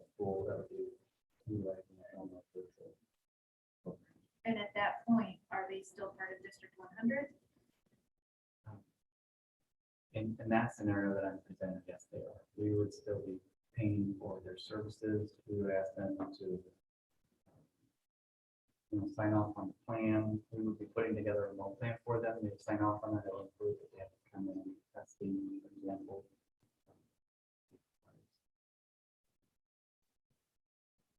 I'm not so sure. I mean, I think it's separate. It seems that we have kids that are removed for disciplinary reasons, that we're gonna have to provide educational opportunities for them. We may have to have something like this in place anyway, to address that in the very near future.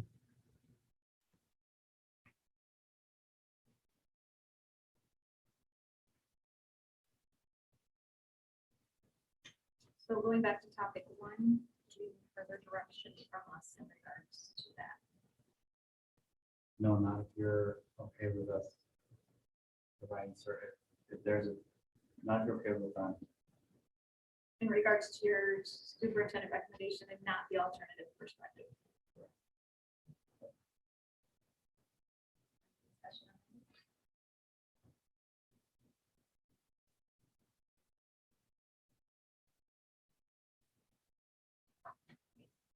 Moving on to the second one, the quarantine student support. Any additional discussion on that, or do you need additional? My interpretation is that you would like us to make sure that we're providing some targeted visual support K-12 for students. In the quarantine. We're going to do on staffing for that. Oh, we don't need it. Maybe we're 14 more days. Correct. The remote offerings were kind of, Yeah, I don't need direction on that. But if you want us to expand that, then we- so this would be a case where we would be modifying policy away from what press recommends. so this is an example of where the text of press has juniors and seniors, and the footnote to it says school districts can choose to change this. As they choose. Oftentimes in the press recommendations, there's an asterisk that says either you should discuss this with your board attorney, which is what it says for like the medications. Recent medication options says discuss this option with the board attorney and only utilize it if you're comfortable with it. And this one, the asterisk is you can really do this for any grade level. This is an example of the grades. Example of how you could apply it. To the student. So is this something as a board we would like to send to policy committee? To expand beyond juniors and seniors for remote programming opportunities. Now, if we expanded it, it would be at the policy level to determine how far it's expanded. Correct?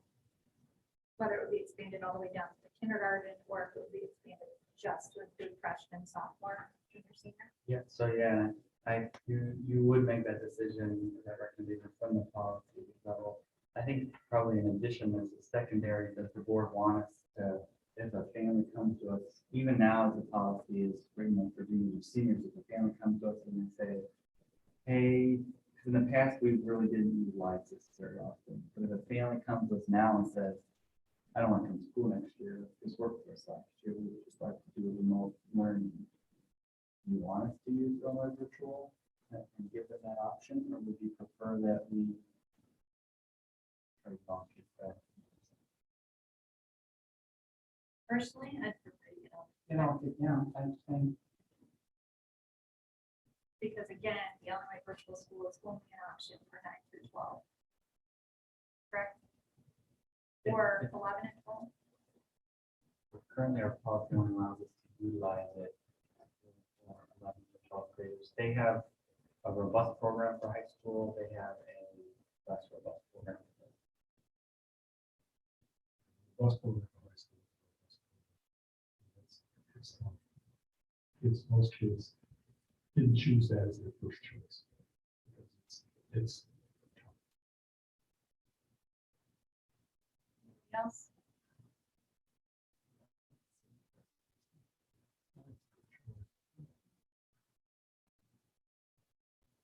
And I would probably say, we need to know, do we have any reason to think we need to take it back to policy committee? Because we, okay, so, yeah, okay. State Health Department guidelines could change tomorrow, so. At midnight tonight, maybe.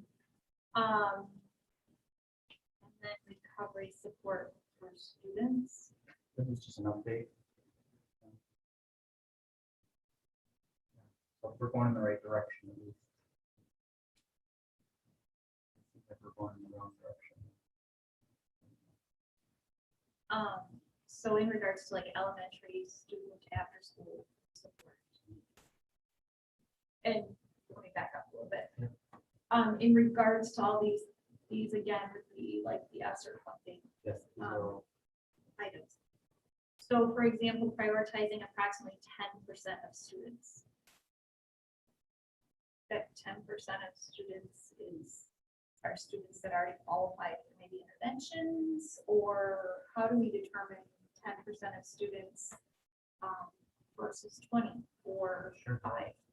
Really what we did is we said, how much is a bus? So parents are gonna have to agree to this. So if how many kids can we fit on a bus?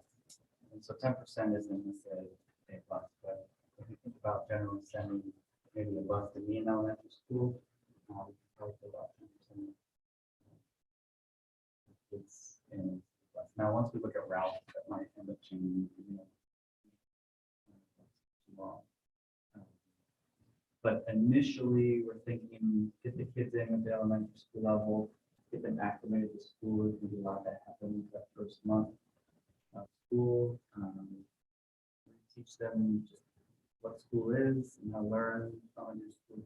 We usually take the first 20 days, make them into school, and then initially, so we're ready to go. Really, what we're shooting for here to be ready to go after a month of school is logistics. So logistically, let's be ready for 10% of kids. If we get into this, and it looks like we need more, then we can ramp up. Maybe after another 6 weeks, we plan to ramp up. But initially, in order to get the logistical things ready, we would start with 10%.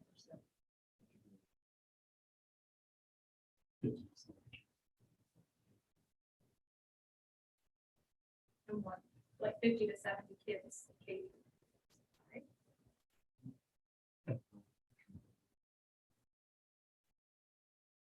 One thing I looked at, looked at it was that talking about support would be skill-based and be reassigned and possibly expanded after first and second trimester. Just looking where we have some sort of instrument to judge how effective that is.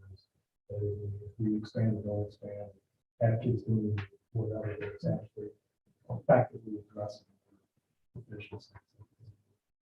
I think it's really important. Give them a chance to catch up. And this is a really good, this will be really good. I think we'll have a good case study for that because we'll offer this to families and we assume they'll be something. So you know, say, look at the families that we recommended it to, that took us up on it, here's where they're at, and then they're doing it.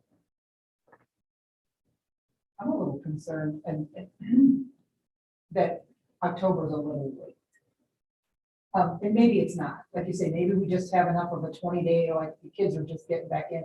But what was the percentage of kids K-5 that remained remote all year? Probably around 35%. So 35% of the kids are coming back to a building. I mean, do we really let 9 weeks go by before we start to say, we better do something else because they have not only not maintained, they have had skill loss, and I don't know. I mean, it may be impractical to prioritize before mid-October, maybe there just isn't enough window, but I would like to see conversation about how we could react quicker if we had. And then also in regards to judging how effective the supports are, will that come back like your curriculum committee if you want us to do that, we can. So it would just be what work preferences on how we work.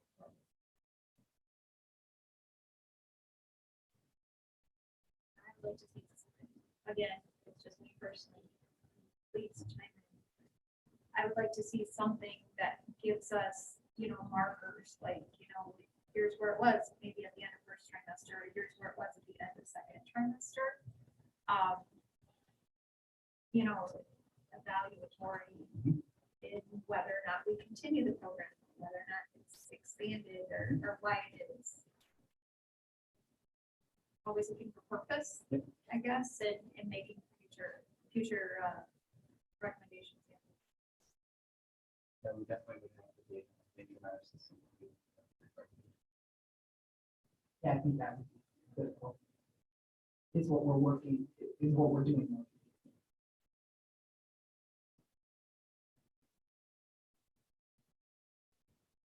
I really like the idea of the targeted number of high school credit recovery courses being offered before and after school, starting immediately. It's getting as much of the year as we can to start to say, what are these other options, so we are not looking at, not that we can't do it again in summer, I'm sure we will, but Has there been any talk? I know that there's some schools call it wait time, buck time. Is there any option or opportunity for students that can't come in before or after school due to being with siblings before school, and/or after school, or having jobs that keep them from being able to participate? Is there any way that any of that win time? I mean, I know that that's not like a full class period before or after school could possibly be, but is there any time that students that truly can't come before or after school could utilize time at school? Yeah, so one idea that we've been discussing is potentially pulling kids from the study hall if they have that in their schedule and provide recovery opportunities during that time. Or if they were going to be meeting up, let's say Algebra 1, they're a sophomore, they're repeating Algebra 1. If we can use some of the remote tools that we have through Edgenuity, potentially then that student can recover both the algebra class and potentially get into another. So the idea is how can we accelerate? Because we have a lot of kids who are so far behind the full schedule, as you guys discussed previously, with graduation requirements, we need to somehow accelerate the number of credits that is a barrier, right? It's responsibilities before and after school. Not to mention, if these are kids who struggle with school, is adding yet another class on top of their full schedule. Is that the right medicine for them? So It's a slippery slope, but it's a tough conundrum because in the past, what we've done is when I first came to Belgrade, they had a freshman house. If you were deficient in math and reading, you had to take enrichment. In order to take enrichment, you had to give up your electives. I know at Belvedere South in particular, Belvedere South started a program like that, and you had to spend time on electives too. I mean, there's only so many times during the day you could do that, and you have to pick and choose what's the lesser of what's the lesser of having to choose from, and that's difficult sometimes for kids and parents. I mean, some are all for it, think it's wonderful, but that's not what you're feeling all the time. So I mean, it's just always been difficult to find that sweet spot, how to do that during the school day all the time. Dr. Carson, maybe you can, there was a reference to win time. Maybe you can kind of just give an overview of how both of the high schools utilize. Sure. So, and what it was last year is going to be different than what it will be this next year because we won't have the block schedule that we had this last year. So the plan for this coming year is that so students it's like advisory period. It's buck time at PHS and North Lake North. So on 1 day a week they would have that time to check in, go over what their progress is, and identify what their needs are. And then on the other day of the week, then they would then have time to go and get support intervention. So if they're struggling in their science class, they'd have additional time. So it wouldn't really provide opportunity for credit recovery to make up for past, credits they've missed out on, but it would provide an opportunity for just-in-time intervention if they're struggling versus if they're currently enrolled. And then students who are doing just fine, right? But there are some enrichment opportunities that students can choose from. So that's how it has worked in some sort of variation of the last 3 years. The COVID year. I don't know how realistic, appropriate, or even permissible it is, but if we have a number of students who are precluded from participating in a before or after school credit recovery option at those grade levels because of those at-home younger child care responsibilities, have we looked at the possibility of providing a before or after school care option for students so that their brothers or sisters could participate in that? So that if there was a, if we removed that barrier. We have not.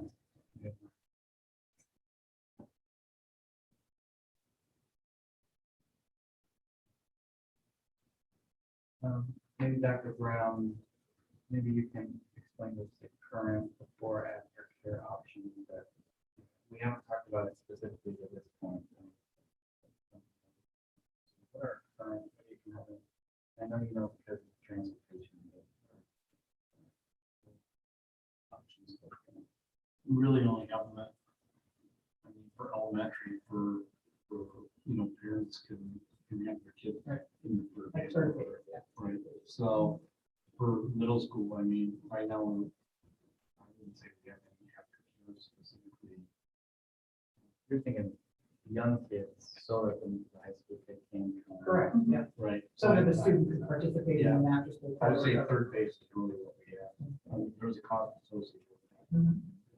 And I'm just wondering if that's something that ESSER funds could be, prioritized to pay. If there was maybe it would have to be demonstrated that it was necessary for the student A to get the credit recovery and B that there was a financial barrier to, that's why the student is being asked to go home and provide the care. But even if we had kiddos that were at third base or younger students who were, at the Y and there was an amount of subsidized, child care available to them.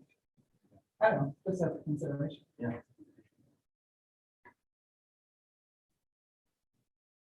I mean, obviously, I think let's empty study hall, right?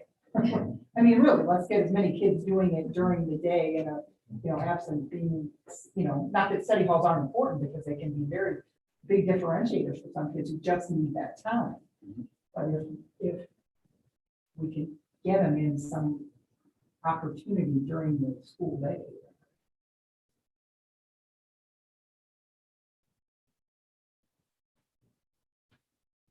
Any other discussion?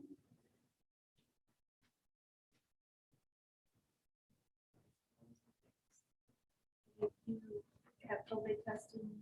Not gonna sign up for Yeah. COVID testing, Okay. looking at options for athletes, and I'll probably just bring it back in the.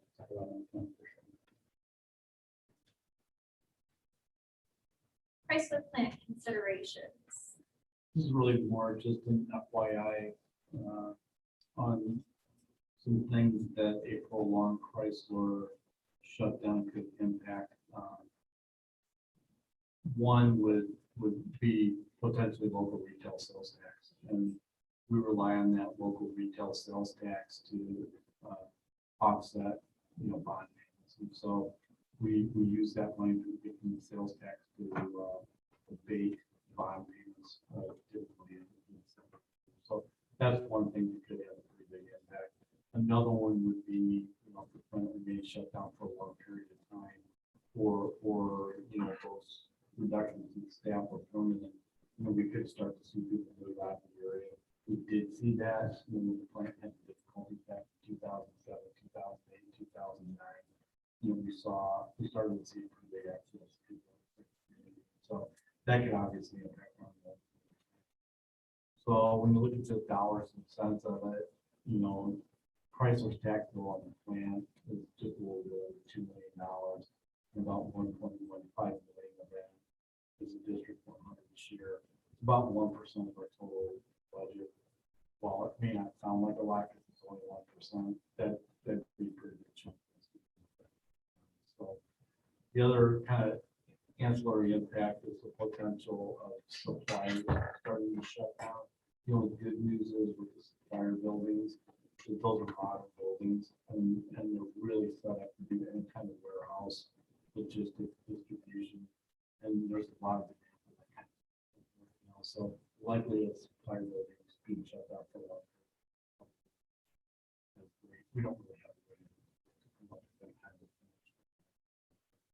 plant itself would shut down. You know, it would take a period of years, you know, for the rules to have to be over. I don't think there'll be a whole lot of people. That can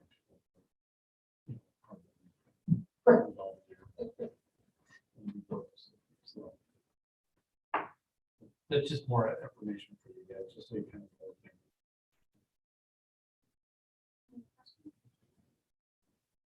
Kelly staffing contract. Okay, so the attached numbers you see there were follow up to a conversation from last month. And obviously this past year was an odd year, so it's kind of hard to compare the last comparable data we have would be from the 18-19 pre-Kelly year, and then the 19-20 Kelly, comparing the first semesters there. Greg helped us run some overall numbers, which included salary, benefits, unemployment costs, and it looks like overall staffing costs declined by $16,000. A fill rate did increase from 18-19 to 19-20 as well. Like I said, really hard to put anything in this year because it was so additive. But we are looking at continue to do some of the things that are under control by having discretionary coverage or reintroducing discretionary coverage, such as team meetings, IEP meetings, professional development, those types of things that are under control to keep staff in the building, so we're not having stuff for them.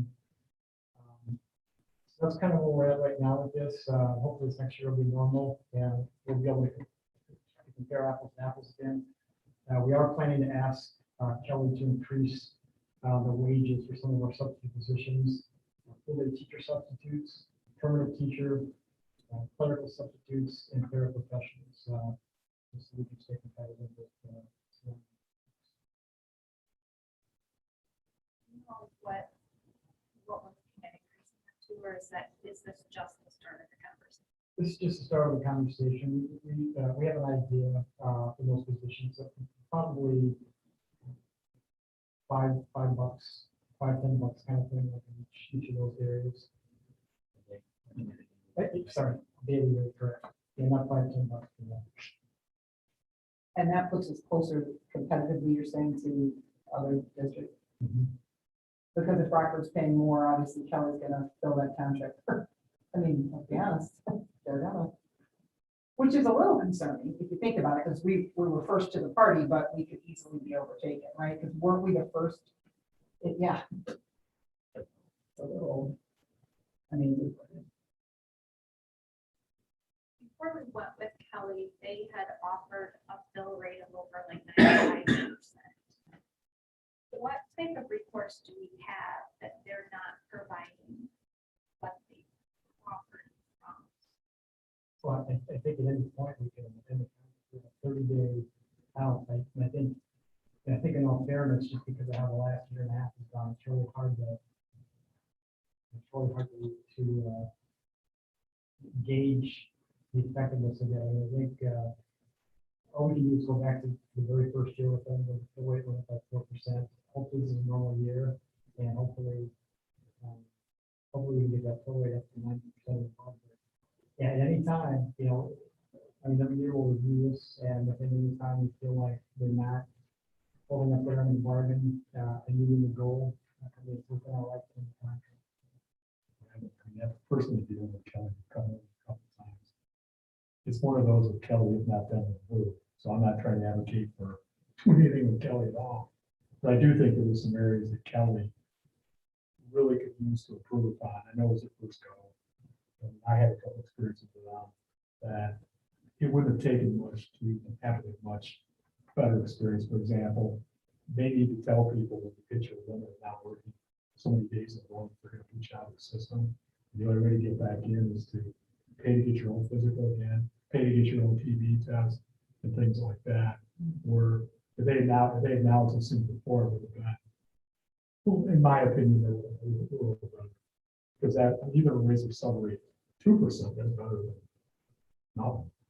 Yeah, and I will say one thing, they've been very, very responsive to feedback, so something like that, they need to be very responsive to. They put a lot in recruiting, the job fair tomorrow. There's a next responsive, they've been very responsive, to the principals, when the principals have had requests, and, you know, also in situations like if there's something that's not working out, then they're, so, I would just say that, I feel good that they listen and welcome to do that. The other area that we look at too, which is all right, because I'm a doctor, does it. Now, what they do now, telling the whole story.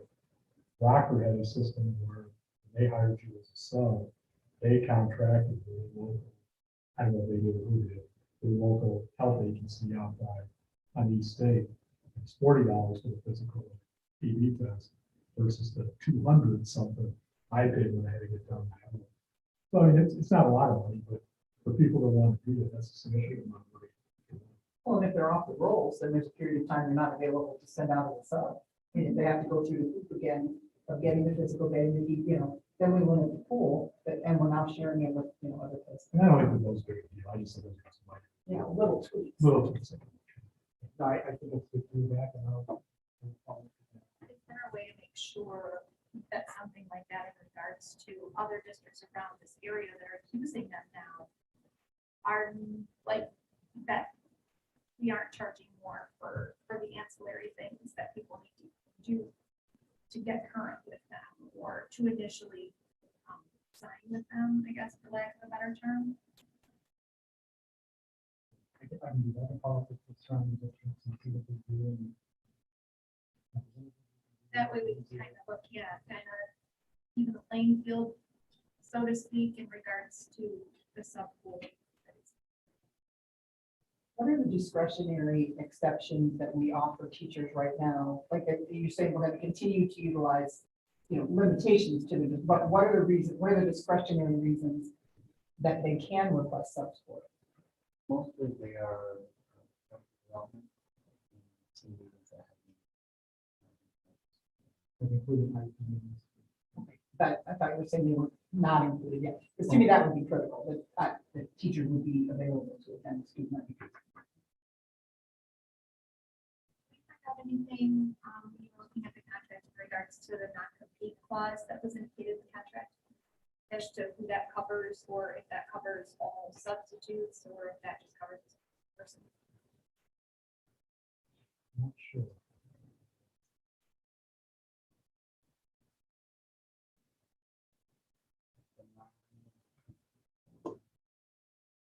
There's a non-compete clause and you would thought that maybe it pertained just to like the tally, like staffing person that we have within our district versus all of our substitutes, if our substitutes Right. were, But there was a period of time that we couldn't hire them after which they were a sub. if we cut the contract or left. Oh, if we left the contract. Anything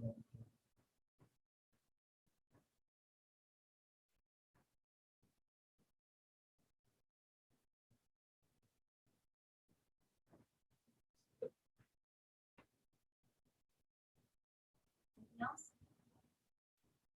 Moving on to attorney services. This is just something that Dr. Weisman and I had discussed, I believe, back in May. We currently use Himes. Thank you. As our current general counsel, and then we use the Angler Law Group in Oak Brook for specialty topics, mostly special education. FOIA.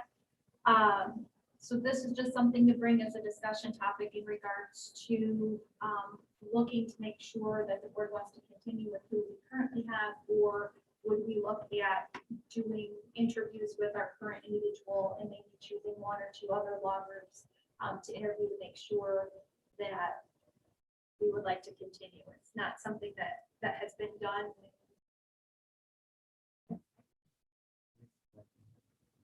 And that was my question, is how long is essentially? We've had Ryan Cooper for the meetings. I know for sure. I don't know how much before that. So just looking at, is that something that we want to look at, or is that something that isn't necessary to look at? Board feedback would be appreciated at this. Are we happy with service reviews, response time, rates?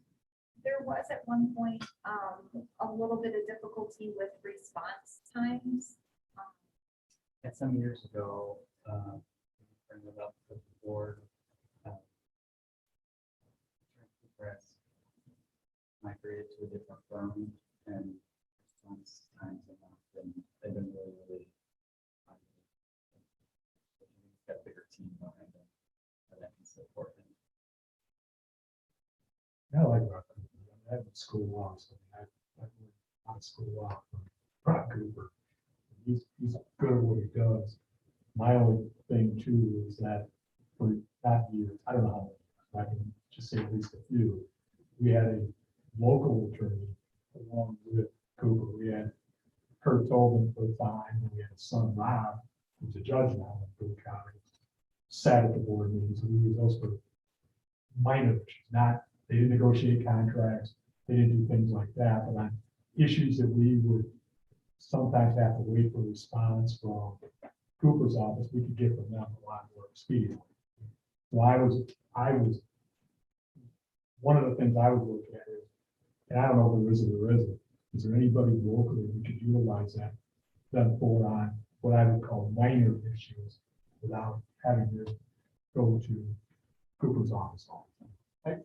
I would just add though, because I work with the attorneys, since they made the switch to the new firm, they have been very responsive, and not just Rob, but there's others in the firm that have been very responsive, right, Dan, and me, so, and you know, there's an issue before, but I at least, since they made the switch to the new firm, there hasn't been any issue at all. Actually, it's exceeded my expectations. Just to put my 2 cents in here, I know that the administration, years back, with Attorney Cooper's responsiveness, and I'm not casting doubt on that. I've never had an issue with responsiveness. When I was board president, I contacted him more than a couple times. I never failed to hear back from him the same day, often, pretty much immediately. He's very responsive. He, like Matt said, he knows his stuff. He's super knowledgeable. With respect to a local attorney who could advise us on the small stuff, I mean, school law is such a niche thing. I don't personally know anyone around here who really does that. I mean, there are general practice attorneys around, but I mean, I consider myself a general practice attorney, and frankly, I think common sense keeps us from getting in too much trouble. And again, I'm not a school attorney, and I try not to act as the board attorney, but if there is interest in the board with interviewing or talking to other attorneys, I would volunteer to be a part of that. But from my perspective, I'm personally happy with the representation we have. Thanks. I would say if it's been 5 years, I wouldn't be opposed to having a conversation with at least the current attorney to find out, or the current team. And maybe it's appropriate to have conversations. I don't think change for the sake of change is ever a good idea. But if there's, do we think rate is generally the same across all planes? And they all, I don't know that we're looking to necessarily save money, but Yeah, I think it, oh, I'm sorry, were you done, Lisa? Yeah. Okay. I was just gonna say, I know Attorney Cooper, he does not bill us or other school districts at the same rate that he bills other clients. He's sensitive to the fact that we're a government organization. I know at the time,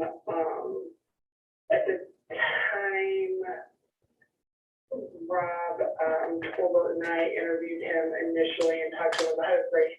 He was billing the school district at less than I was billing as a private attorney in Belvedere, which was not an exorbitant sum, based on his experience and niche. He certainly could command a much higher rate. I'm certain, certainly it's never a bad idea to compare and contrast that sort of thing.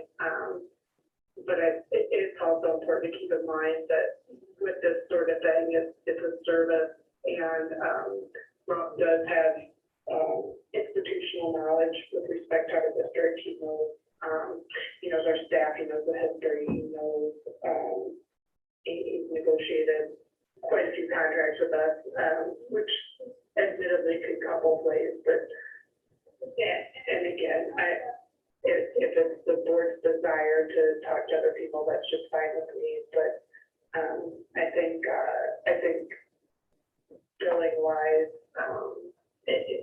from my perspective, he's been fair.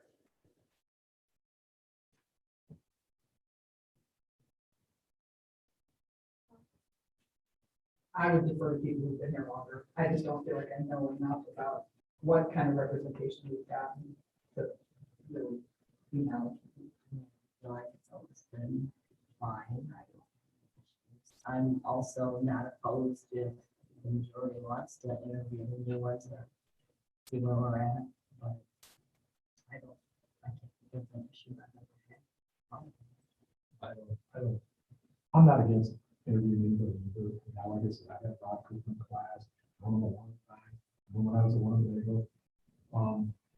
Also know Robinson Schwartz, who we had one Winnebago, to Terry Engler, I think it's as good as it comes. Yeah. It's back at so I mean, I'm not gonna say a bad word about her at all. That issue is excellent. So, I mean, I've always been happy, but I don't know. I'm not opposed to looking, but I have had positive working with both. This is also something that we could bring up, time on too, and Yeah. we don't know.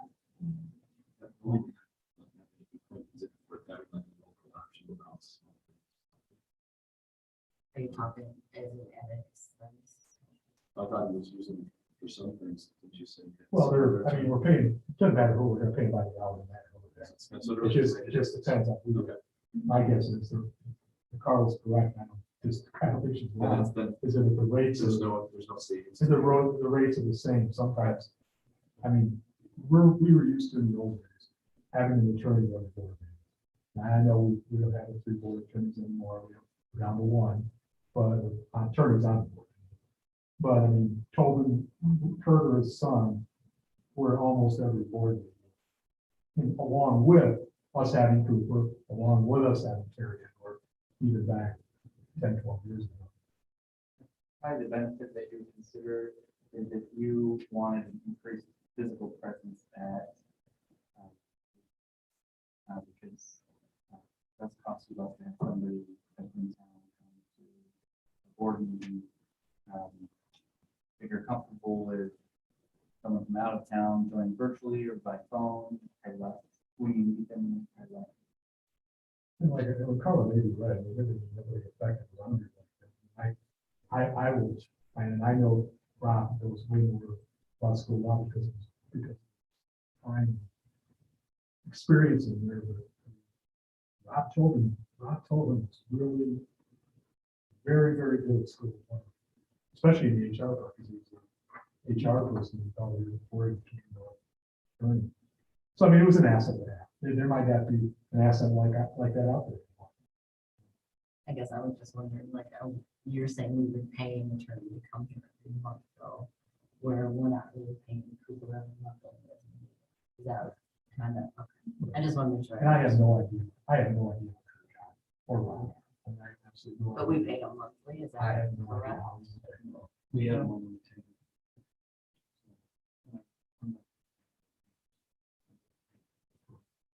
working. Yeah. So why don't we just possibly look at this next year? Yep. Upcoming contract renewals. These are contracts that are renewed on an annual basis or that are looked at on an annual basis. Yeah, so we don't have anything. Now, this is something that's a living document. That we look at on a regular basis. Big ones coming up or would around this time we'd start looking at fuel bids, but those aren't due for another year. And around this time we start talking about from the start and we'll do. So that's in place by late fall. Would this include like our Camelot contract? That was all we used. So that would be different than.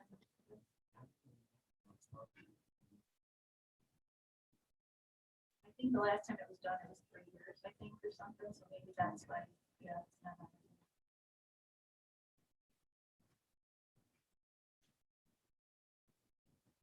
Okay, moving on to administration reports. I'd like to turn the meeting over to Dr. Weistman. Okay, so I've added most of my comments in a memo this month. I'm perfectly going through all of them, so there's a memo there. It's about the comments. I do also have an additional memo specifically regarding an equity audit.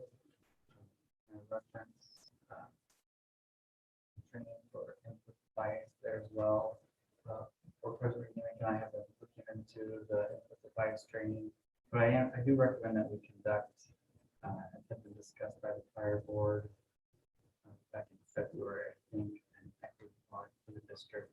But I would await more discussion and direction on this topic.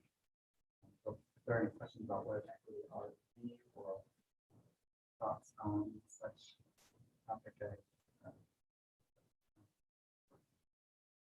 First of all, I'd like to thank Mr. Herrera for requesting that looking into the board taking implicit bias training.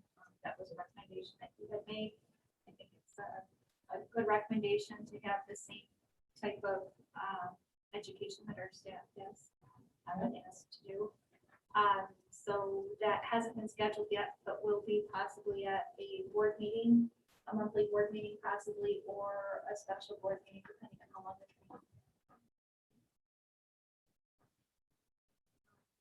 In regards to the equity audit, I guess my question would be the question that you presented, like what is an equity audit?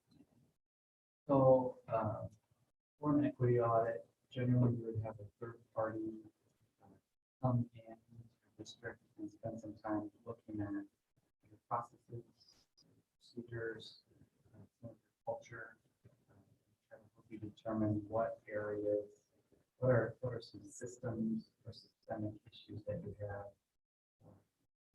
that impact certain parts of your population more than others.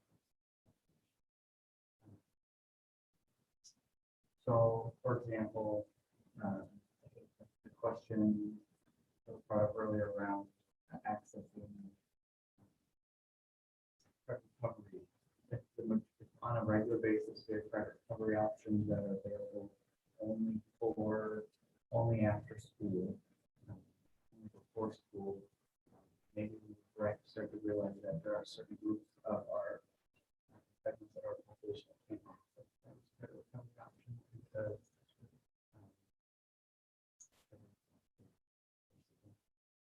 they might also look, for example, at placement in. We talked a little bit earlier today about AP courses or accelerated courses. They would look at the placement procedures, who is put in,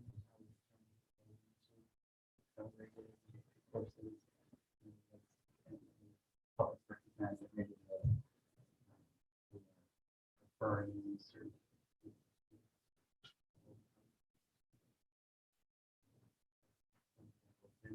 definitely look at board policy, definitely look at administrative procedure, and most likely also stakeholder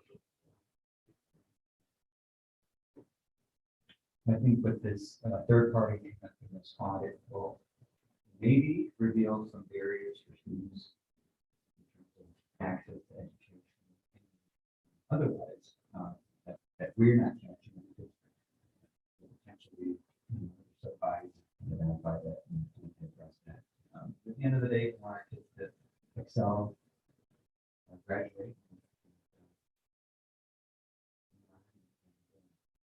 Contribute back to the community, whichever way they do that, whether it's post-secondary education or going straight to the workforce. We want them to be.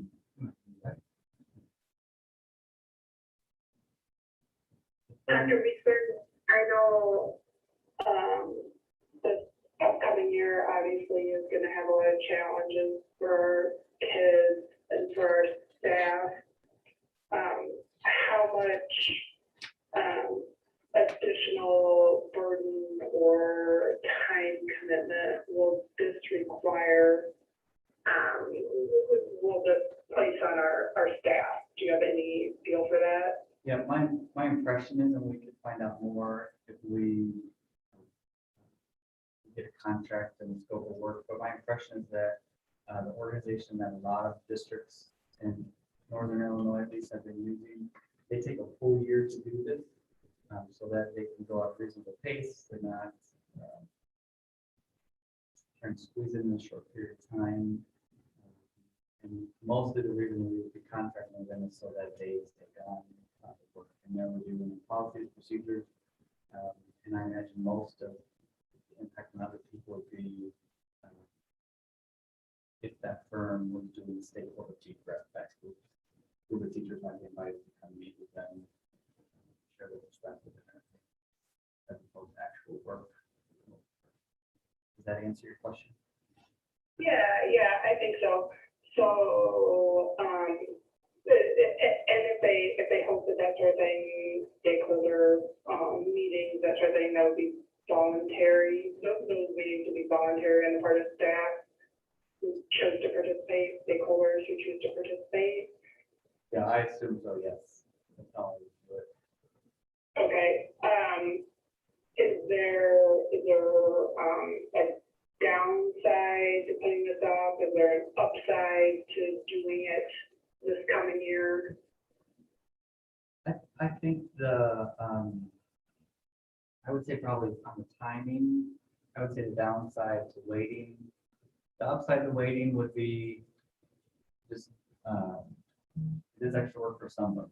So I think it would mostly be administrative work. That would be some extra work. I think the upsides right now are probably outweigh that. I think culturally, there's a lot of conversation happening around this. I think there's some natural awareness that's starting to be built.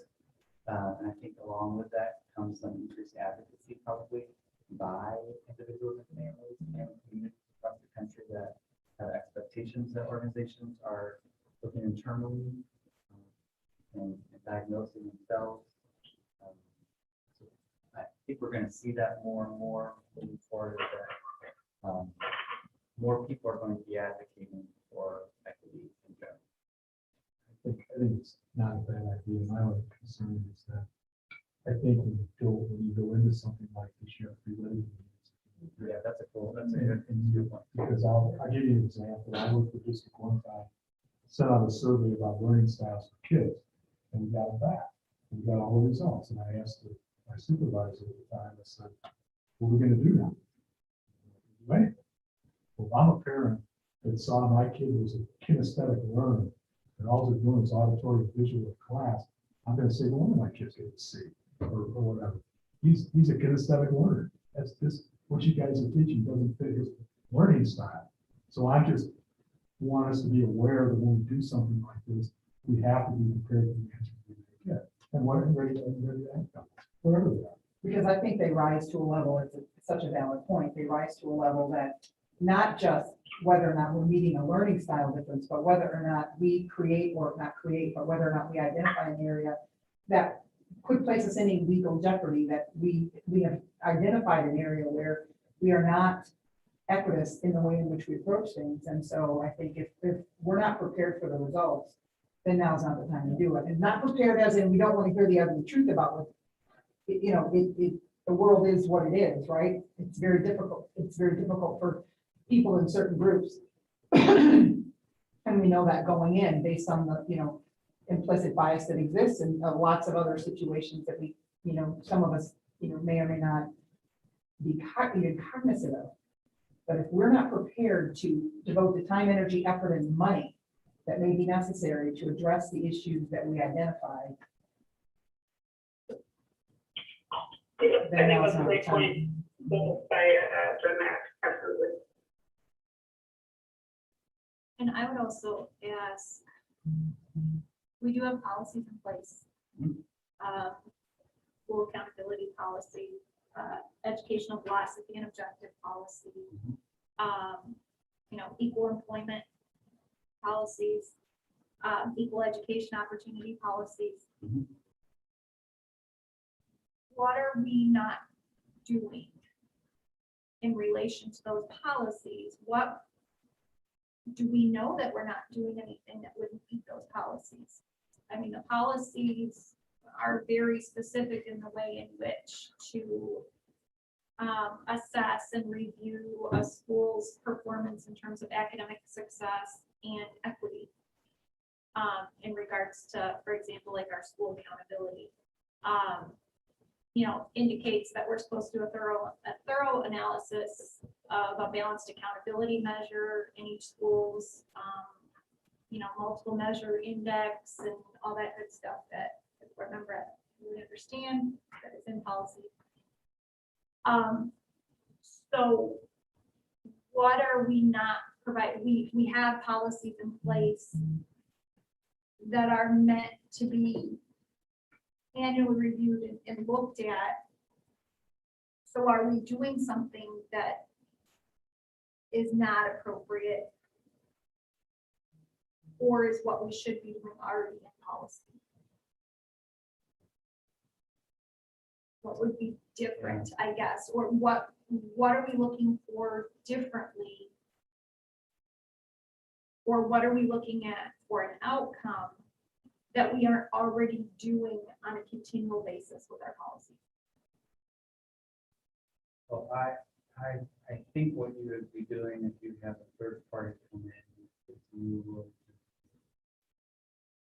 I think it's some of the reasons you might consider that as a board, is that you might want to acknowledge that the perspective that goes into any reviews of policy or implementation of policy are done primarily from a status quo perspective. So the people that are reviewing those have been the people that have been living within those policies and have been executing them for their entire career. I think you're bringing in perspective.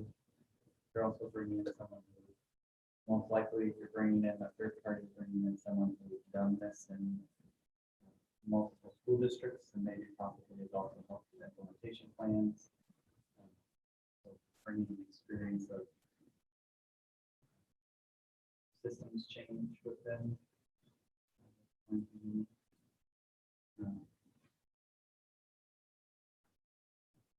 I would have that question. What is do they offer that arm of things? We identify, and do they have the arm of their study that has systems that they help you to institute in the event that you identify an area? And then, again, I don't know that this is a question that we would know the answer to, or that we even know how to ask the question. But I guess I would want to know what the racial diversity, if you will, the ethnicity diversity is of the team that's coming in to study that. I'd like to think that they bring in a different perspective based on having perhaps a more racially diverse group of people coming in to study those. Do we know that to be true with this particular entity? The entity that I have referenced there, I believe that is true. I don't know the specific people that, I don't know the entirety of their organization. Sure. I do believe that the services that they provide include a framework for implementation. They're using a framework. I don't know what the framework is, to be honest, but what they say is that they have a framework for which they're against, and that will put together implementation plans. Yeah, I'm probably. Right. No, that was it. Well, I just want to say, I think both Allison and Lisa's questions and comments are really well taken. I think that's to be a sort of institutional blindness when you've got mostly the same people who've been doing the same things for so long. It's hard to, sometimes it's hard to see where you might be falling short. I would be interested to know specifically with respect to Lisa's question,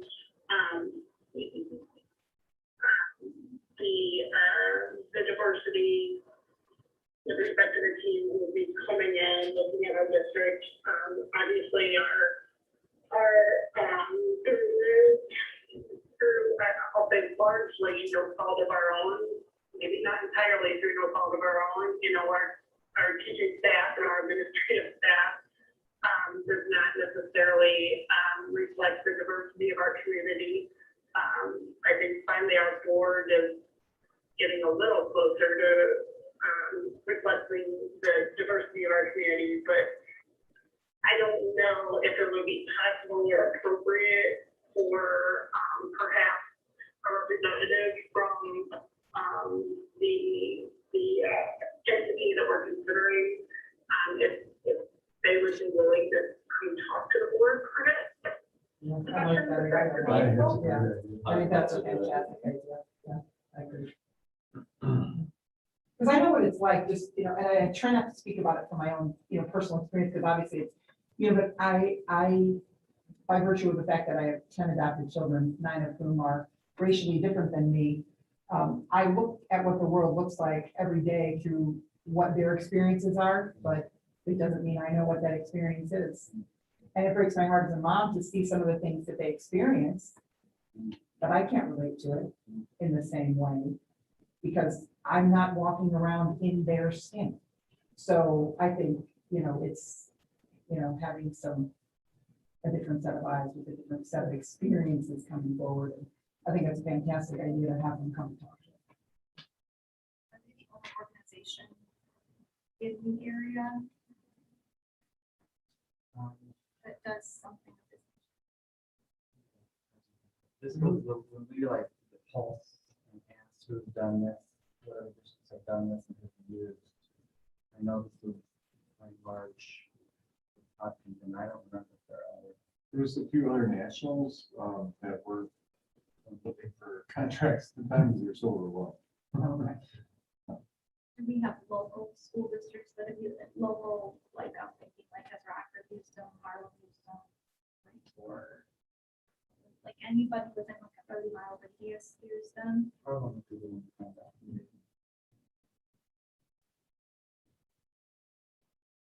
don't know if I saw the response.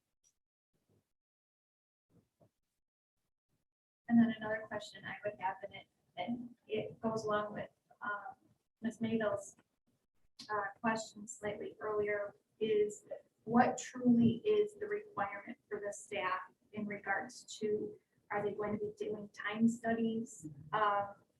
Things like that. If they're doing time studies, that is something I really don't want to throw at them this year, especially. And maybe if they come and talk to us, we'll get a Right. better idea of that. Because it's one thing to say, it'll take a year. It's another thing to say, it'll take 65 hours a month, every month of the next 9 or whatever the number might be. Now, I would assume that they would, we had scope of work that way.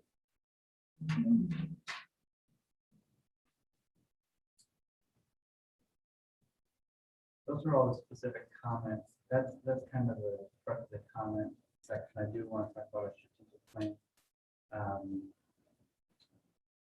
What I'm hearing from you is it is a good idea for me to go ahead and talk with the organization I have found for our research. And I also find out, just to clarify, if there are other organizations locally and who else has lived here in the region. And then talk, and then just request if. That's when it comes in, before. Yep. Now, on the strategic plan, there are no other comments. All right, I'm gonna do this in partnership with Dr. Carson. So usually, at this point, we're gonna do a presentation.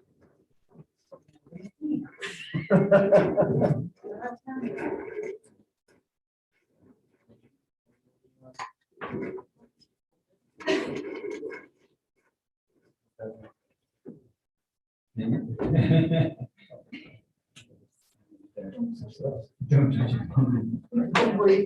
Don't do it. Have an X-ray. All right, so usually at this point, we, 3 times a year, and we're gonna talk about this. We provide an update to the school board on our progress in the strategic plan. And we call that an improvement report. Or an improvement cycle report.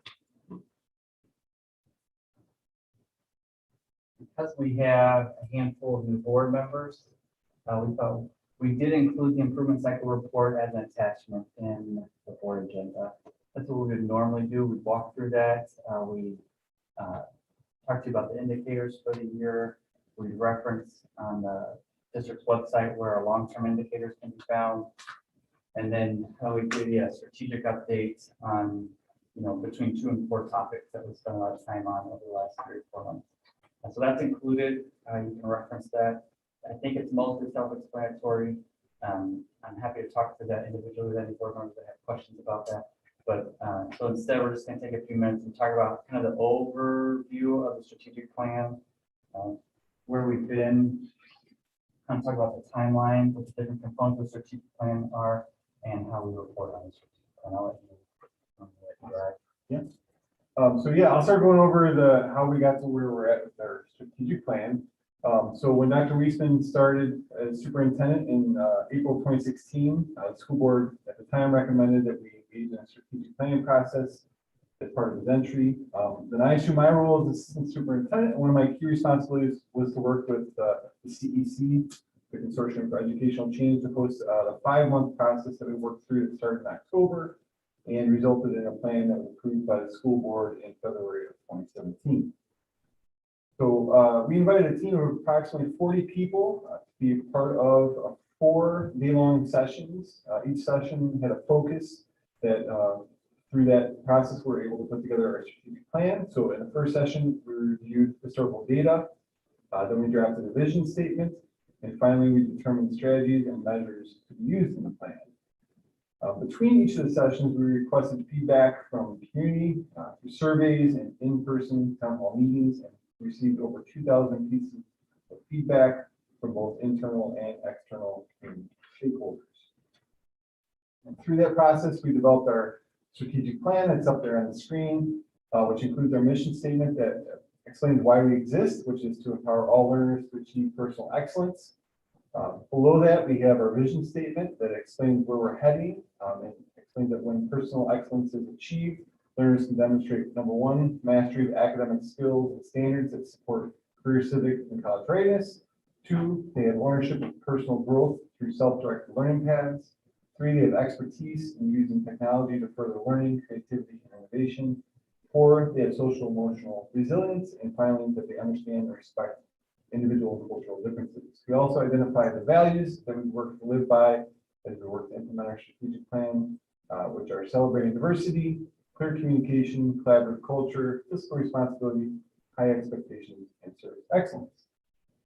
In addition to our mission, we identified these 5 pillars, and each of those pillars up there, you'll notice a blue statement at the top. That's the goal statement. So each of our 5 pillars, which are students, people, community, quality, and resources, there is a goal statement, and then below those goal statements are strategies that we identified that we would use to pursue those goals. And finally, at the bottom are a list of measures that were suggested indicators for our board to consider using in our progress.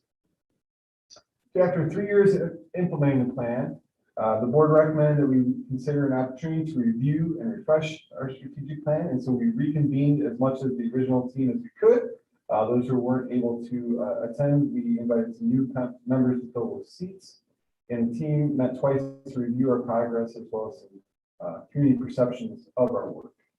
And based on that review, the strategic planning team recommended 7 areas for the board to consider as the priorities in our future work to reach the vision and goals identified in our strategic plan. Those 7 areas were to embrace individual and cultural differences, focus on our emerging bilinguals and special education, our endorsements, our pathways, proficiency-based grading, safety and security, social emotional learning, and two-way communication. And these priorities were shared and discussed in our annual town hall meeting in February 2020, and then were presented to the school board at the subsequent board meeting, and then we know what happened after February 2020. So this is what happened in February 2020. So unfortunately, after we talked about those 7 improvement areas, most of our focus for the last 15 months really shifted away from a lot of this work. So I would consider the most significant work over the past 4 years to be in that student pillar. So I want to take a minute just to highlight that work for a minute. In that student pillar, we have this statement here. We believe that this pillar really includes a strategy that allows the school district to innovate in a powerful way for individual student success. It states we will provide a quality education for all students to ensure career, civic, and college success. We will provide a student-centered learning environment through personalized, competency-based, student-owned, and technology-advanced learning experiences. And we will ensure a standards-based curriculum. And otherwise, we will provide learning experiences that are customized to students' strengths, needs, and interests, that give flexibility, differentiated support, and multiple means to demonstrate skill development, that provide opportunities for students to advocate for what, how, when, and where they learn, and allow students to learn anytime and anywhere. Part of the strategic planning process was acknowledging a significant amount of work and progress that had previously been made using a school improvement framework in the district called High Reliability Schools, which comes from the Marzano Research Lab, Marzano is an arm of educational company Solution Tree. The HRS framework identified practices that districts and schools can adopt to increase the reliability of their services. The practices here that 1, 2, 3, 4, and 5 are sequenced in a way that allows teams to prioritize their efforts. So level 1 is a safe and collaborative culture that addresses the way educators work together to create a culture and environment of continuous improvement. Level 2 is effective teaching in every classroom and addresses common instructional practices that teachers utilize. Level 3, guarantee and viable curriculum that addresses whether teachers have common and reasonable expectations for grade levels and courses. So these first 3 levels are able to be practiced without structural change, and Marzano will say that a lot of schools live kind of in that area of 1, 2, 3, and they're always working on 1, 2, and 3. 4 and 5 often require additional and significant structural work for the district. Level 4 is what they call standards reference reporting, which is addressing the reporting of student achievement in more detail than is possible with traditional letter grades alone. We call that here proficiency-based learning or proficiency-based reporting. Sometimes it's referred to as a mastery-based reporting and mastery reference reporting as well. And then level 5 is competency-based education, which addresses what Marzano would say is the highest level of school reliability. And this is done by organizing instruction so students move on to advanced topics only after they've demonstrated competence at the previous level, and they have opportunities to advance as soon as they are ready to. It attempts to address the age-old problems of students needing more time to understand some topics while already being competent in others. Much of our structural work here in the district has been focused on systems that allow schools to function in a level 4 environment so they can report student achievement in more detail than is possible with overall letter grades alone, which is a step towards getting to competency-based education. Being able to report student progress by standards instead of an overall letter grade is what we would feel like is a necessary step in order to be able to personally support and allow students to progress based on their current needs and achievement. So as an example, I when I talk about competency-based education, I always try to find some type of example that's real life, because it's hard to talk about structural school reform when you're just talking about school. So what I did for my example tonight is I called up Jen Jackie, who's our Belvedere YMCA director, to get some examples of how most of our children go through swim lessons. So the YMCA across the country offers 8 levels of swim lessons. A and B classes are for starting swimmers. Classes 1 through 3 are considered basic swimmers, and then classes 4 through 6 are for more advanced swimmers. While some of these classes have age level recommendations, the classes are really focused on which skills swimmers have and don't have, regardless of age. And the reason for this is because when we're learning how to swim, age really doesn't matter as much as skill development. Drowning is the 6th, I didn't realize this until I was getting ready for this and kind of looking at why the Y does this, but drowning is the 6th leading cause of unintentional injury death for people of all ages, according to the CDC, who we all know and love now. A few years ago, the Red Cross found that more than half of all Americans, about 54%, either can't swim or don't have enough basic swimming skills to be able to get out of a swimming pool if they jump off the diving board into the deep end. To be able to do that, the Red Cross said they needed what they call water competency, or the ability to 1, step or jump into the water over your head, 2, return to the surface and float or tread in water for a minute, 3rd, turn around in a full circle and find an exit, 4th, swim 25 yards to exit, and lastly, exit from the water without using the bathroom. So what the YMCA has done is they put together a series of courses that allow swimmers to learn skills progressively, regardless of age, acknowledging that some swimmers need basic instruction to water and others need to refine their swim strokes to learn how to help others. When I asked for some support documentation from our Belvedere Y, they gave me resources from the B class, which I highlighted there. It's called Water Exploration, designed for the youngest children to take with a parent in the water with them. So for the B class, there are a set of skills that swimmers are taught. Families get a progress tracker to show them which skills their swimmers making progress on during the course. For water exploration, some of these skills are things like blowing bubbles underwater, which is always our favorite, right? Little kids getting in and out of the pool and floating on the back with some help. Swimmers get 1 of 3 scores for each skill. They either get a blank box that signifies the skill is not yet been taught, a single line that signifies the skill has been taught but the swimmer's not mastered the skill, and a double marker X that signifies the swimmer's mastered the skill. The instructor then uses the swimmer's progress to recommend to the family which class the swimmer takes next. Usually they're recommending to either stay in the course because not enough of the skills have been mastered, or to progress to the next course because enough of the skills have been mastered. This is, in essence, a standards-based system. It allows instruction to be personalized because swimmers are getting support that's specific to their skill level. It allows instruction to be competency-based because students are recommended only to move on when they're ready. It allows swimmer ownership because the progress report supports swimmers that want to work on specific skills on their own outside of class. They're told which skills they can already do proficiently and which ones they need to practice. And when students work on improving those skills at home, the learning is enhanced. While my grandfather would definitely brag that he learned to swim when his dad threw him in Round Lake in Jackson, Michigan, when he was a baby.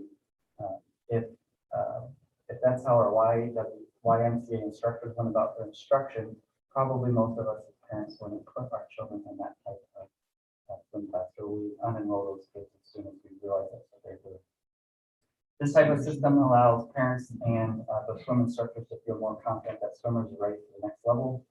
If a child can't do skills for water exploration, like getting in and out of the pool, parents and instructors should not progress that swimmer to class 1, where the child has to start functioning in the water voluntarily and by themselves.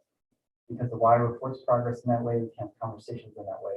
If they didn't and merely gave parents an overall grade of, let's say, 75%, and told parents I'm 75% confident your child will be successful in the next level of swimming instruction, I'm going to move them on, I would probably want to know what was inside that 25%. So while we have annual strategies that support progress on all 5 of our pillars, the ones that Dave mentioned, and we report progress regularly on all of those pillars. Most of our efforts over the last couple of years have been in the student pillar, specifically around SAM's reference reporting, not because that's the But what I would say is because we believe that this is probably, standard reference reporting is a step towards what is a more important systems change, which is competency education.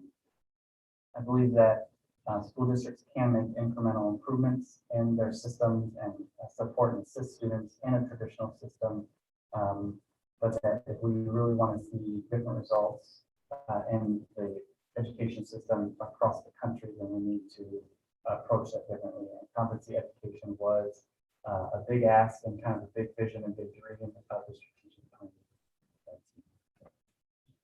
plan. The last little segment here is about how we provide you as a board with reports. So, 3 times a year, we work through 3 different improvement cycles, and then we give a formal report like this to the school board in September, February, and obviously here today in June. And these formal reports include our progress and our scorecard and our targets, which is attached to the agenda. So each year, Dr. Reisman creates a scorecard for the school district and then identifies our targets in each of the 5 pillars, strategies for us to accomplish those targets. And then we rate ourselves 3 times a year, what our progress is with that red, yellow, and green indicator on there as well. And our schools normally also create and update scorecards that correlate to the district scorecard. This year with COVID, our schools did not create separate scorecards, but we'll resume that practice. In addition, we also share information about the long-term metrics that we track over multiple years that were called out in our strategic plan. And in addition to the scorecard and those metrics, we provide a report that explores 3 or 4 of the specific strategies we're using to reach our goals. Our spring 21 strategic plan priorities update is attached to the board agenda for separate review. And all this information, all these updates are shared with you at the school board as well as our community on a website that makes all this available for people to monitor our progress. So that concludes our report.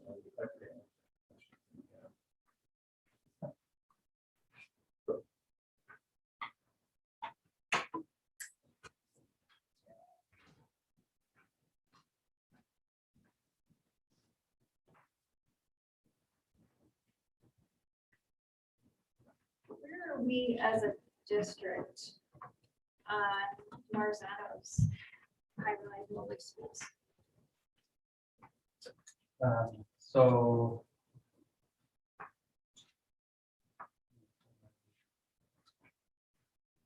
Marzano does come in. Marzano has a school improvement framework in those 5 levels, and then you can provide. They'll come in and do go through a certification process, and they do that. We do that for each school. So we have 2 schools that have certified at level 4, 3 schools that are certified at level 3, 3 schools that are certified at level 2, and 2 schools that are certified at level 1. So if I'm understanding correctly, standards-based reporting would be when a school or community or a group of students get to level 4.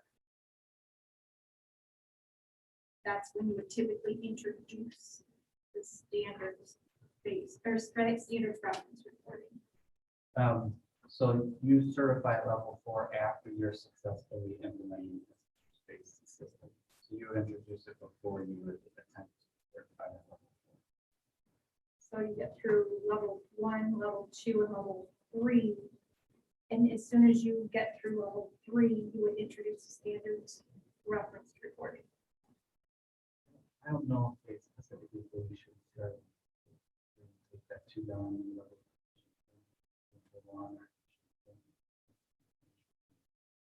What we're doing a systems-wide approach, and that's basically the path we've chosen, right? That all of our elementary schools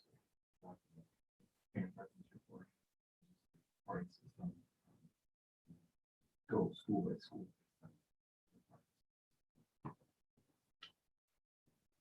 So what is the purpose or advantage to continue with Marzano and get certified if we're already implementing at a level 4 at schools that may be at a 1, or schools that may be at a 2, or schools that may be at a 3? That's a great question. So because Marzano is not free, I have to know and the cost on staff, both teachers, school building team and administrative time. I think that the comparison I would have to Marzano's certification process is probably it's like a school version of the whole accreditation visits that the states used to require schools to do, or like a National Baldrige from Illinois Performance Excellence program. There's some value in having an kind of like an audit. There's some value with the equity audit. There's some value in having an external organization come in and say, okay, you say that you've been working on trying to do these 10 things. I'm going to come in and tell you if I think you're actually doing those 10 things. If you are, then that's great, and you should progress forward. If I think that it's in the mark, I'm going to tell you that. That's some feedback from somebody outside the system. I think that's pretty accurate. Marzano came out of the higher library school book. It was in 2014. At the time, we were using Marzano at Belvedere. We had Bill Warwick here for 2 years. He was the second author on that one. Robert Marzano, he worked with elementary and high schools for over 2 years. We got a pre-publication copy of that. So I got one of the first ones they ever had. Ben got one. We had talked to Greg, or I talked to Greg, and got him to give us the money to be able to start with that in the fall of 2015. Like $600 a school, $700 a school for secondary school. So we started the process of Model 1. There's a lot of surveys to do this. One for teachers, one for parents, one for students, one for administrators. We started the process. Some went farther, some didn't. Some quit after the first one. Some moved forward. But looking at the book, the way the book was constructed, I still look at it. I reference it at board meeting more than once. Probably some people should read, but I have. Is that level 1? It is meant to be a hierarchy. Now, I'm not saying it's an end all be all. I'm not saying it's zero tolerance or anything like that. But the way it was constructed, and you look at the hierarchy as they go up, it is a logical hierarchy that you have, for example, a guaranteed and viable curriculum before you do personalized learning. Personalized learning, and so 4 and 5 were, looking at referencing what he says in there, are meant to be the upper air, higher echelon group of people that are up there. You're getting in rarefied air when you get up there, which is probably true. I'm not saying it's not true, but when you look at 1, 2, and 3, those are things that you're a parent, you would expect your school to be doing now. I mean, all the time, 180 days a year. So, I mean, I think that's why. But when you look at it more closely, you think of, well, we haven't self-reflected on them, so maybe we're not. The guaranteed and viable curriculum was, I mean, especially when the Common Core was coming out at the same time. Guaranteed and viable curriculum was, you had a core curriculum, you had enough time to teach. Well, back in the Common Core days, people would say, no way we have enough time to teach what's in that. I mean, it's not going to happen. So basically, that's where the scales came from, is that you wanted to have that small select group of curriculum that everyone was going to be exposed to in high school algebra, or 8th grade English, or 7th grade science, whatever. These making some examples now, but that's initially where it came from. And Marzano does not let you certify level 2 before once you certify level 3. It doesn't let you certify level 4 until you certify level 3. What I was trying to say is I don't know if it says you should not work on aspects of the higher level until you certify at the higher level. There's always, for example, even if we're really working on safe and collaborative culture as a foundational aspect, there's always going to be aspects of trying to improve instruction, trying to improve curriculum that's happening in the school at level 2 and level 3, even before we maybe get formally certified. My impression they're not doing that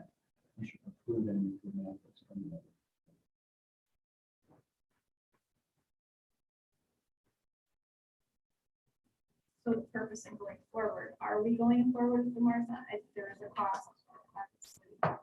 What's the cost? I don't know what the cost of offering it, but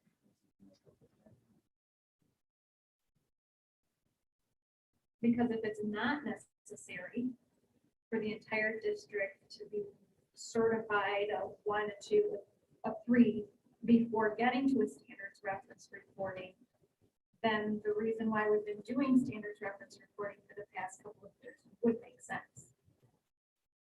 But if it's a requirement before being able to start that standards-based reference reporting, then a school that's still at 1 or a school that's still certified at 2, it doesn't make sense that they're being asked to do that. And 80% of our schools are below. 4. I mean, based on the numbers you just gave, I mean, we're looking at 8 of our schools are not at 4. yes, Lincoln and South are at 4. Step Woodman, Central Middle School, and Belvedere High School are at 3. They're not able to certify a level 4 unless they've already implemented.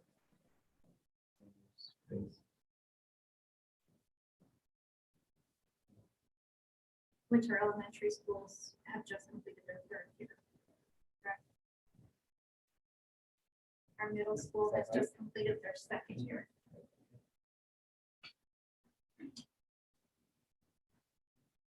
So I just wanted to make sure.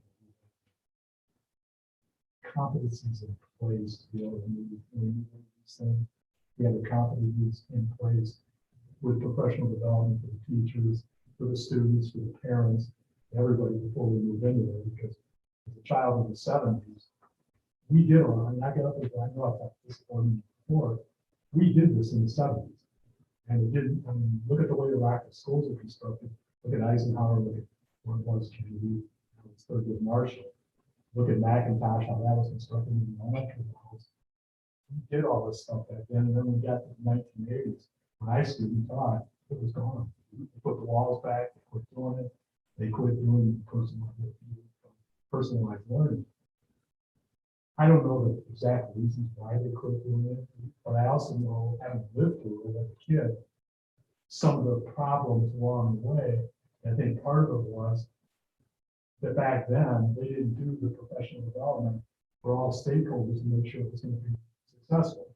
So in this, I remember I asked the question at the board meeting in public comment, what did we learn from the 1970s? We're going to do different now, that we're going to be successful when they failed before.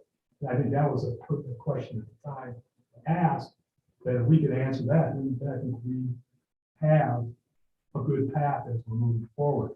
I just want to make sure we have those pieces and competencies in place so we have a reasonable chance of success as we move forward.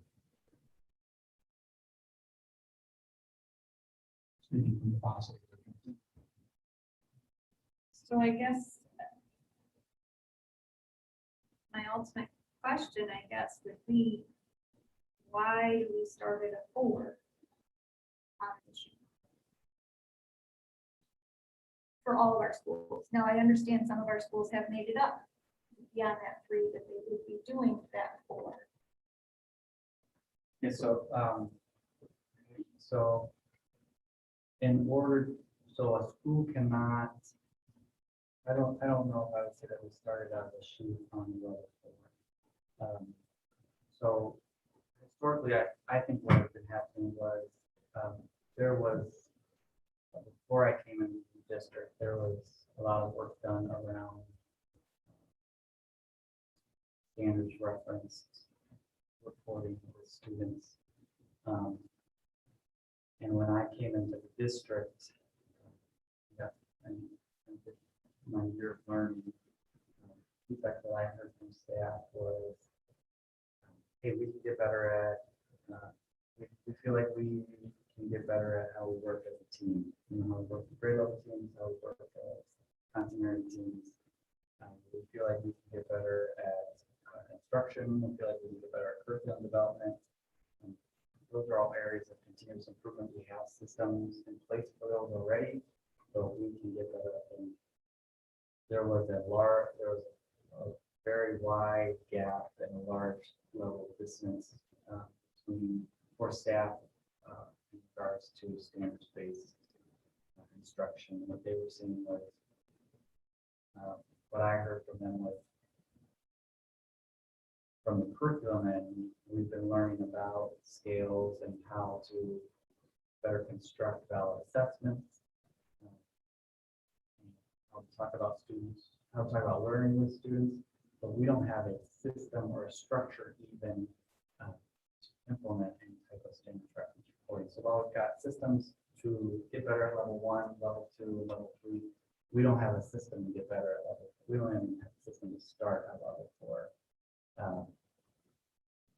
And we can't keep going forward unless we relook at the system. So again, Marzano doesn't say you need to be a level 4 in order to do a standard reference reporting system. They're saying when you get to the point as a school, when you get to the point where you're using your standard reference reporting system to do these handful of things, then we're going to put our stamp of law. And the high and the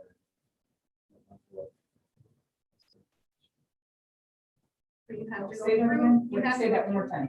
I don't think I followed it. The very last sentence. yeah. So they are not saying that you should. I don't believe what Marzano is saying is you need to certify level 4 before you implement standards reference reporting system. You need to have a standards reference reporting system implemented in such a way that you're able to do these 10 things with fidelity if you want us to come to our stamp of approval. They're not saying, we could jump back to level 3. They're not saying you should not talk about guaranteed and viable curriculum until you get to level 3. They're saying you should be talking about guaranteed and viable curriculum when your processes for reviewing guaranteed and viable curriculum, which is just a fancy way of saying, is what you're expecting your kids to learn as a result of their time from you reasonable and is it consistent? You should always be working on that. When you can do that to a level that we think is proficient, then we'll move to our standard. So what's the value of Marzano? I guess I don't understand. If we'd be doing these things anyway, or the way that they do things are things, but we're not getting these stamps of approval at any sort of a consistent rate. We've got schools still at a 1, many still at a 2 and a 3. What's the value then of the money we spend and utilizing them? So what we use Marzano for is an external validation for the teams. If the teams have been working, setting goals, and trying to improve, I feel like it's healthy for an external team to come in and validate them. Part of the reason why there's differences in where schools are is because some of the schools started sooner. We're at a better place 5 or 6 years ago to get that first level certification. That's a lot of culture in the school. And so just by way of having started before the other schools, they're going to be Students start all the school at the same time. I would do it right now. But then what applied to your private, when was that? Well, that was. I mean, the Marzano thing, I'll make this quick because I know it's getting late, but the Marzano thing, so we brought Marzano in like 2001, back around 2011 time. One of the reasons we brought them in was there was a disconnect in the curriculum. We had 14 eligible 1 classes in high school, maybe teaching not all the same things in 14 eligible 1 classes. So what we wanted to do is try and get some consistency in the core part of the curriculum. Not telling teachers you have to teach exactly the same thing or anything like that, but there ought to be a core amount of things every eligible 1 class on the cover. Did we hire curriculum writers at all? No, we did. Well, they came in and gave us ideas on how to do that and said, here's examples of how they do it in other schools. And they did. We started in the secondary and went down to the elementary, which was probably not the way we should have done it. But at the time, there was a reason for doing that. But then we included the elementary, we went up. by the time we got to a certain point in like 2014, we had scales for almost all the classes, but that's where we were at the time. And then we were looking to go toward 21st century learning and so on. So that didn't lead toward the end of my time in that. Then they went on to something else. But the idea is to try and get some organization around where everybody had a core of something. Didn't tell you how teacher what style they had to use, didn't tell them how many tests they had to give, didn't tell them anything like that, just told them that we ought to have some consistency among this core thing. And we got, that's when common formative assessments came going. I mean, so at least kids were having some of the same assessments, not all of them, but at least some of them across the same class. So it didn't matter what teacher you had, you were guaranteed to get pretty much the same curriculum back then. So I'm just giving you an example. Back in the day, because my kids were in school at that time down there, is that I go into early, I can't remember what they call them, not the back to school classes, but the parents' night or whatever, the middle schools. I go into parents' night, you walk into a class and two of the better teachers in the school would tell you, I'm not teaching you district curriculum, what I'm teaching is better. Your kid's gonna get better curriculum in my class than they are in the districts, and they might have. And I'm not saying they didn't deliver that, they very well might have. But to me, that wasn't fair to everybody. Everybody should have access to the same thing, whether you utilize your access to that or not is your choice, but you gotta have access to the same thing. You want consistency. I wanted consistency. The search was for The consistency. search was here for consistency. That's where it ended from in the very beginning. And we feel this is brought consistency. Yeah, I feel that this is definitely increasing consistency. The certificate, so I think there's two kind of ways that we use Marzano. We use the Marzano research base, which just costs the money in books or, whatever, looking at whatever research. And then there's the extra cost for having them come in and certify. Those are two different things. The framework attempts to acknowledge and provide an overall structure for improvement that's the same for all of the schools, at the same time that it recognizes that schools are different. They each have their own culture, they each have their own areas for improvement. And so the framework allows a school improvement team to say, okay, here's where we are in the hierarchy. Here's what we feel like we need to improve. And here are some steps that we can work with the school leadership on to improve in the next level. Do we know, what is the cost of Marzano, the whole evaluation cost, Yeah. the administration cost, $1,500 per school. the number of people hired to support it as well? I mean, the total cost that we're. How much was it It's $1,500 per school for a certification. Per all, for one each through level. five? Per Or school. each So level? like for, let's say, Belvedere High School level 1 would be 1,500, Belvedere High School level 2 would be another 1,500. So $7,500 to get to level 5 per school. That's got to be more expensive. Have any of our schools attempted to certify and not gotten the certification that they have applied for? For example, we have a school maybe that's at a 1 that has attempted to certify at a 2, and that at the end was determined, no, you need to go back and restructure this. We'll come back and recertify you for 2 again. Have we had any schools? How the process works is just what you described. They get feedback that they have gaps because there's a number of indicators per level. And so if they are shown to not be proficient in a particular indicator, then that is how that works. And then they're told you're still short on your ability to get feedback from parents, for example. So you provide more evidence. So you have your building systems there with parent feedback. And once they provide that evidence, then they are able to get certification. So all the schools who have pursued a certification have earned that certification to this point. So we haven't had any schools, for lack of a better term, not pass their certification level that they applied for. Correct. So our schools that are sitting at a 1 right now just haven't applied for a 2 For yet. 2 yet. Correct. We do, so when we look at goals on a basis with principals, we discuss with them what their goals are for high reliability schools and if they're looking for certification. And we have an internal process where they feel like they're ready for the next level. I would see that common business center do an internal prep review. Sometimes they say, hey, maybe we should push back the certification. Not quite ready. How many certifications can you do a year?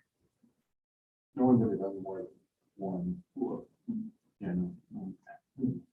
So the last school that started the certification process, since they started at different times, where is that school at certification? So, well, the two that are at level one still.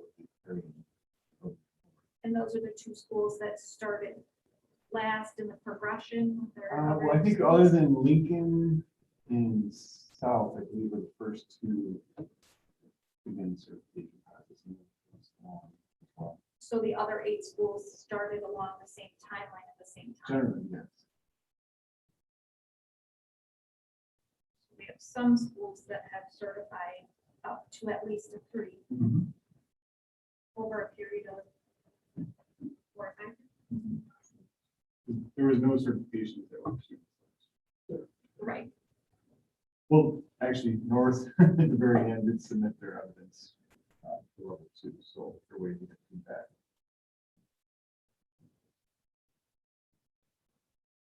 So I guess I'm looking at it as if we've got the 8 schools that started along the same track.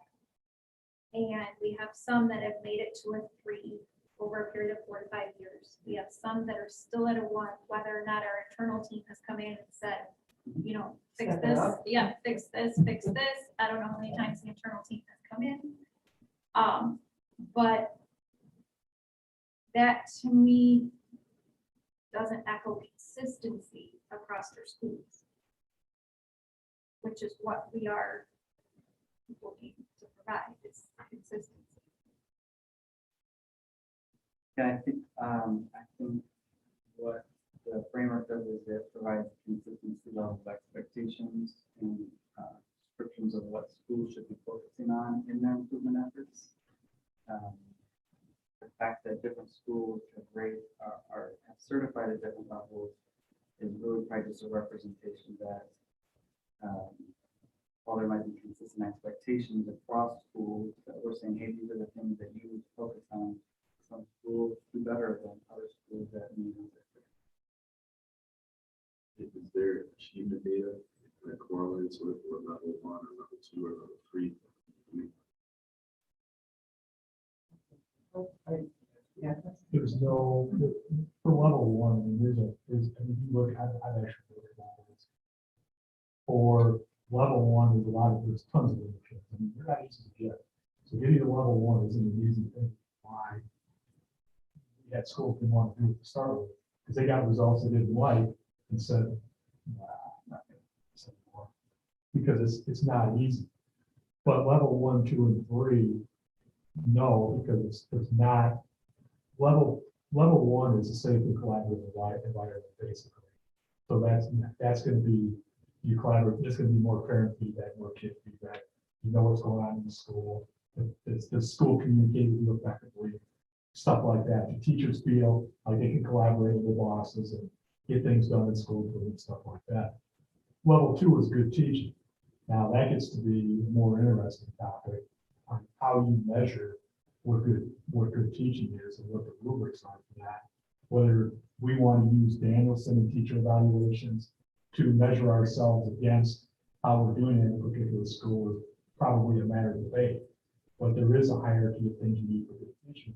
Third one is guaranteeing viable curriculum, which means you have a set curriculum to teach and you got time to do it, which every school ought to be doing anyway. But to me, personally, one of the concerning parts is you have a high school 3 and another one of 1. I'm not sure that's a good thing. I mean, for whatever reason. I mean, it could be purely anecdotal, but just anecdotally, it just doesn't work good. Anecdotally. So We've not done any internal study to compare our level 1 schools against level 2 schools, for example. Or level 2 schools against level 4 schools. We've not gone that direction. Marzano would say that they've gone the other direction and they constructed the framework based on meaningful research saying that schools that perform higher have level 3, 4, and 5 great fidelity than schools that have only been able to implement aspects of level 1.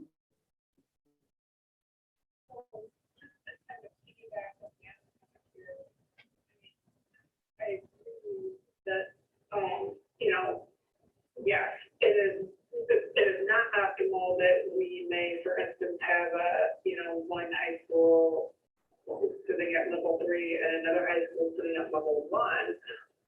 But because of the framework, we know that if we don't have some sort of objective framework by which to measure our schools, it's not that the problem seems to exist, it's that maybe, and problem may not be the right word, but for lack of a better word at this point in the evening, it's not that the problem seems to exist, it's that we don't have necessarily have a mechanism to identify it or to help that one school move along toward the 3. So, and then kind of circling back to Ms. Nemick's point, certainly we want, we would love all our schools to be at a 4 or 5. And while it, I think on the surface, it might be hard to see how it creates consistency among our schools when we see that our schools are all at different steps along this path. Our schools are full of human beings.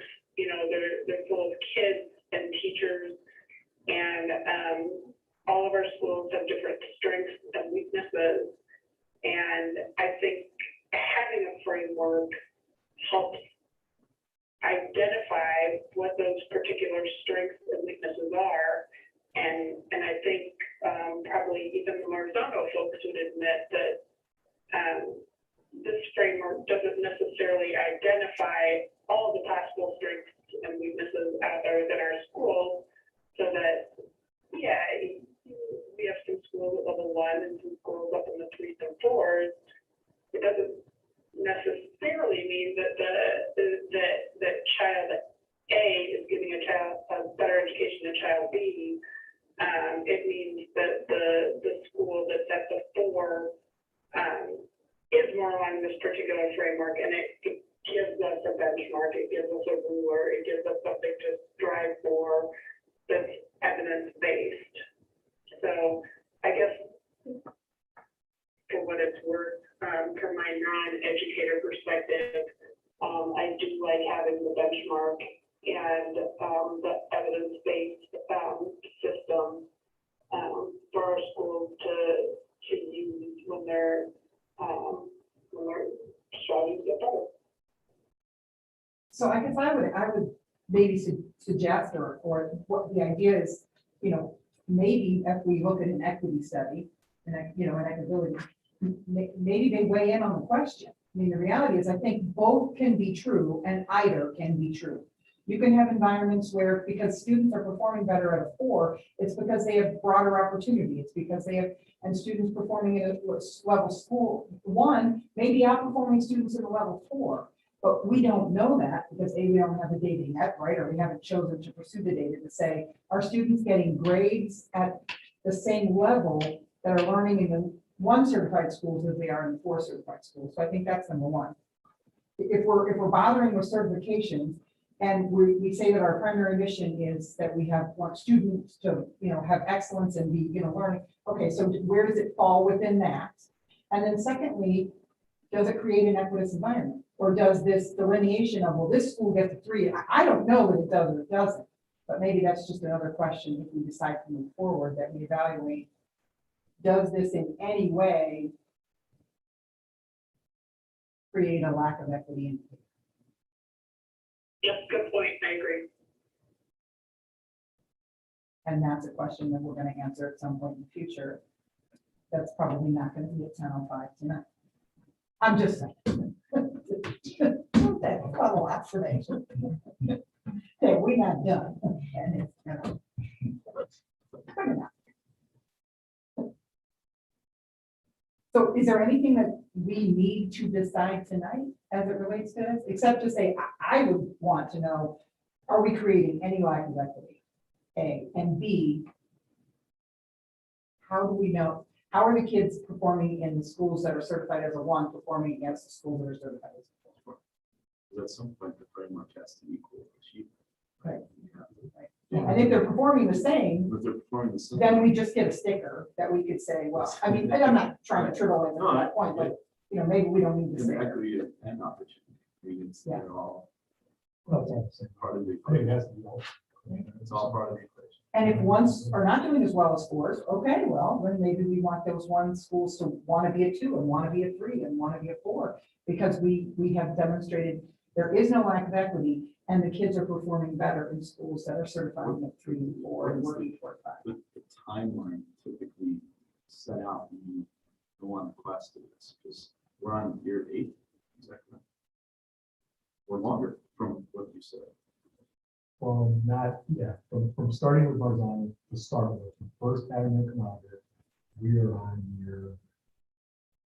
I'm guessing on this number, I think I'm pretty accurate, say year 9. We're on year 9. I think I'm pretty accurate. Well, let's say 8, because nothing counts in 2020. Absolutely nothing counts. So we're on year 8 to achieve our framework, but we're still at 1s in some places. Well, they might be on your 5. Or year 5. Okay, so 5. But what does Marzano say the typical time frames? When you started this, I mean, they say you need to dedicate a decade. Oh, that's- What did they say? Because it's, to me, it seems like it's been a really long time. Right? I think that's probably fair to say that there was an expectation that we were going to look at system reform with the new strategic. So there were some schools and individuals and individual leaders who embraced this, adopted, brought it in, with the expectation across the board that this is what we're using. Probably just for 7 years old. The way that I talk about with people that we're tackling a structural change. And we need to at least work on this for 10 years if we do 10 years. 5 to 10 years. I don't know if it's that. So 10 years, we know we're not going to have it perfected.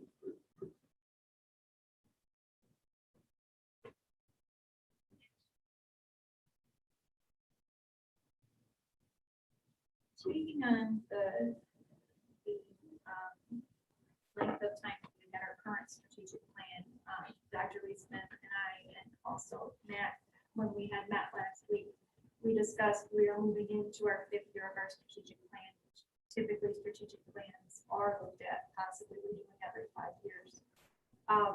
So that is something else that in the next year we will be thinking about is that do we want the strategic plan to go 10 years? Do we want it to go 5?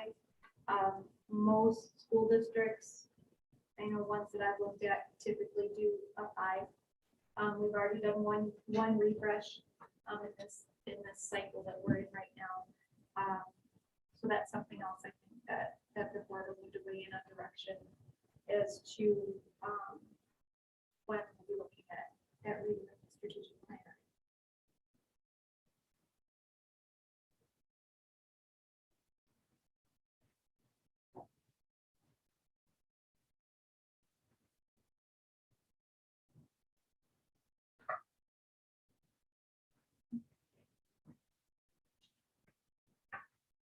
Annual school wellness report.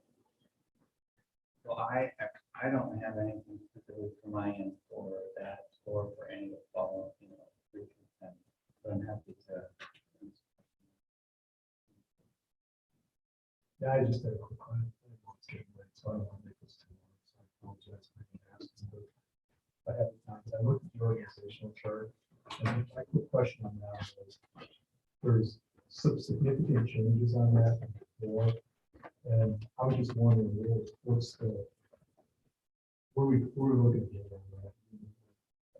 Some duties and assignments for people. I mean, some of it, like, he's picking up a few things that, you know, some others are, looks like one person's now going to be in charge of all elementary education. I don't want to pick on Dave because I don't know for sure, because it doesn't say. I'm assuming Dave is going to be in charge of secondary education based on the organization. So those things are all different. I'm just wondering who was there's some looking, what are we looking for? So generally,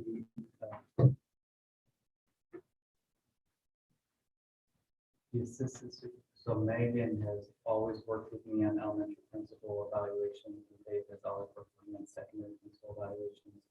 And Bill has, I believe, conducted evaluations for there. Generally, our cabinet works as kind of a collective team. And all the time cabinet are working with each other. Private basis, and does represent for the evaluation. That change is. And to be honest, this last 2 weeks ago, or 2 or 3 weeks ago, when I started looking at this for the annual update, the amount of time that I am spending preparing for board meetings or answering board questions and committee is significantly more than some of the things I just have to do that.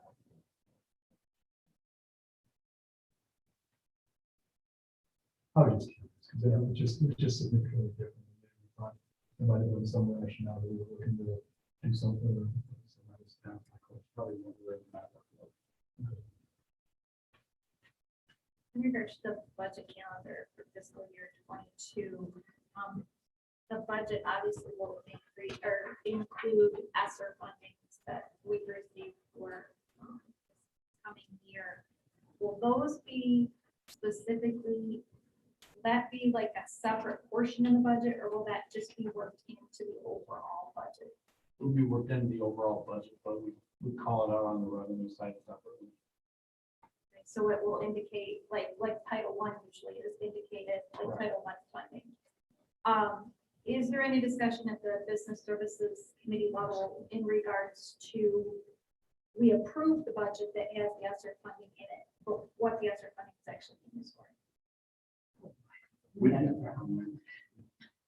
We talked about it, but we said it really is something that is going to be should be a board discussion at some point, because it's a, and I think you use the term, it's almost a generational amount.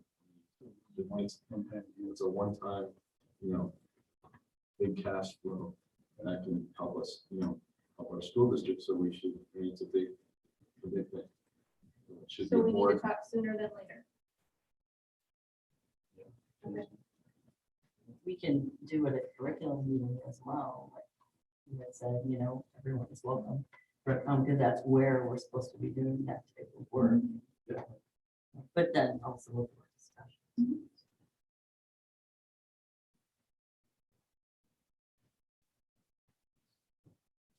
Okay, anything else? Under administrative reports? Okay, just direct everybody's attention to the upcoming district events in regards to the look ahead under administrative reports as well, as indication when upcoming mini meetings are coming up, as well as the Hunt Fair. And also the joint annual conference is coming up in regards to board education, board governance, and all that. At this time, the board will be going back into closed executive session and continue our discussions from earlier. Yes, there is action to follow. There will be action to follow. Do I have a motion to go into closed? Chapel. We weren't quick enough.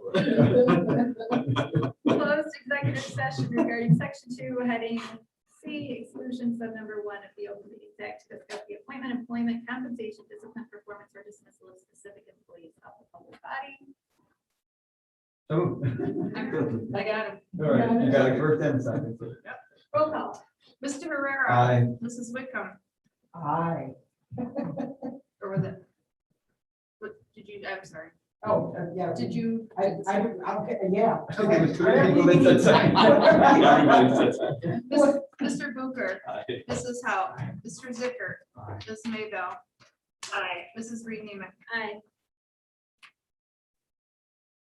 I want to personally congratulate Alan for hanging in this. Oh my God. And underneath you'll see, if you're sitting in the lucky seat, you'll see, you get a call or a scoopy. I have a lot of papers that we signed.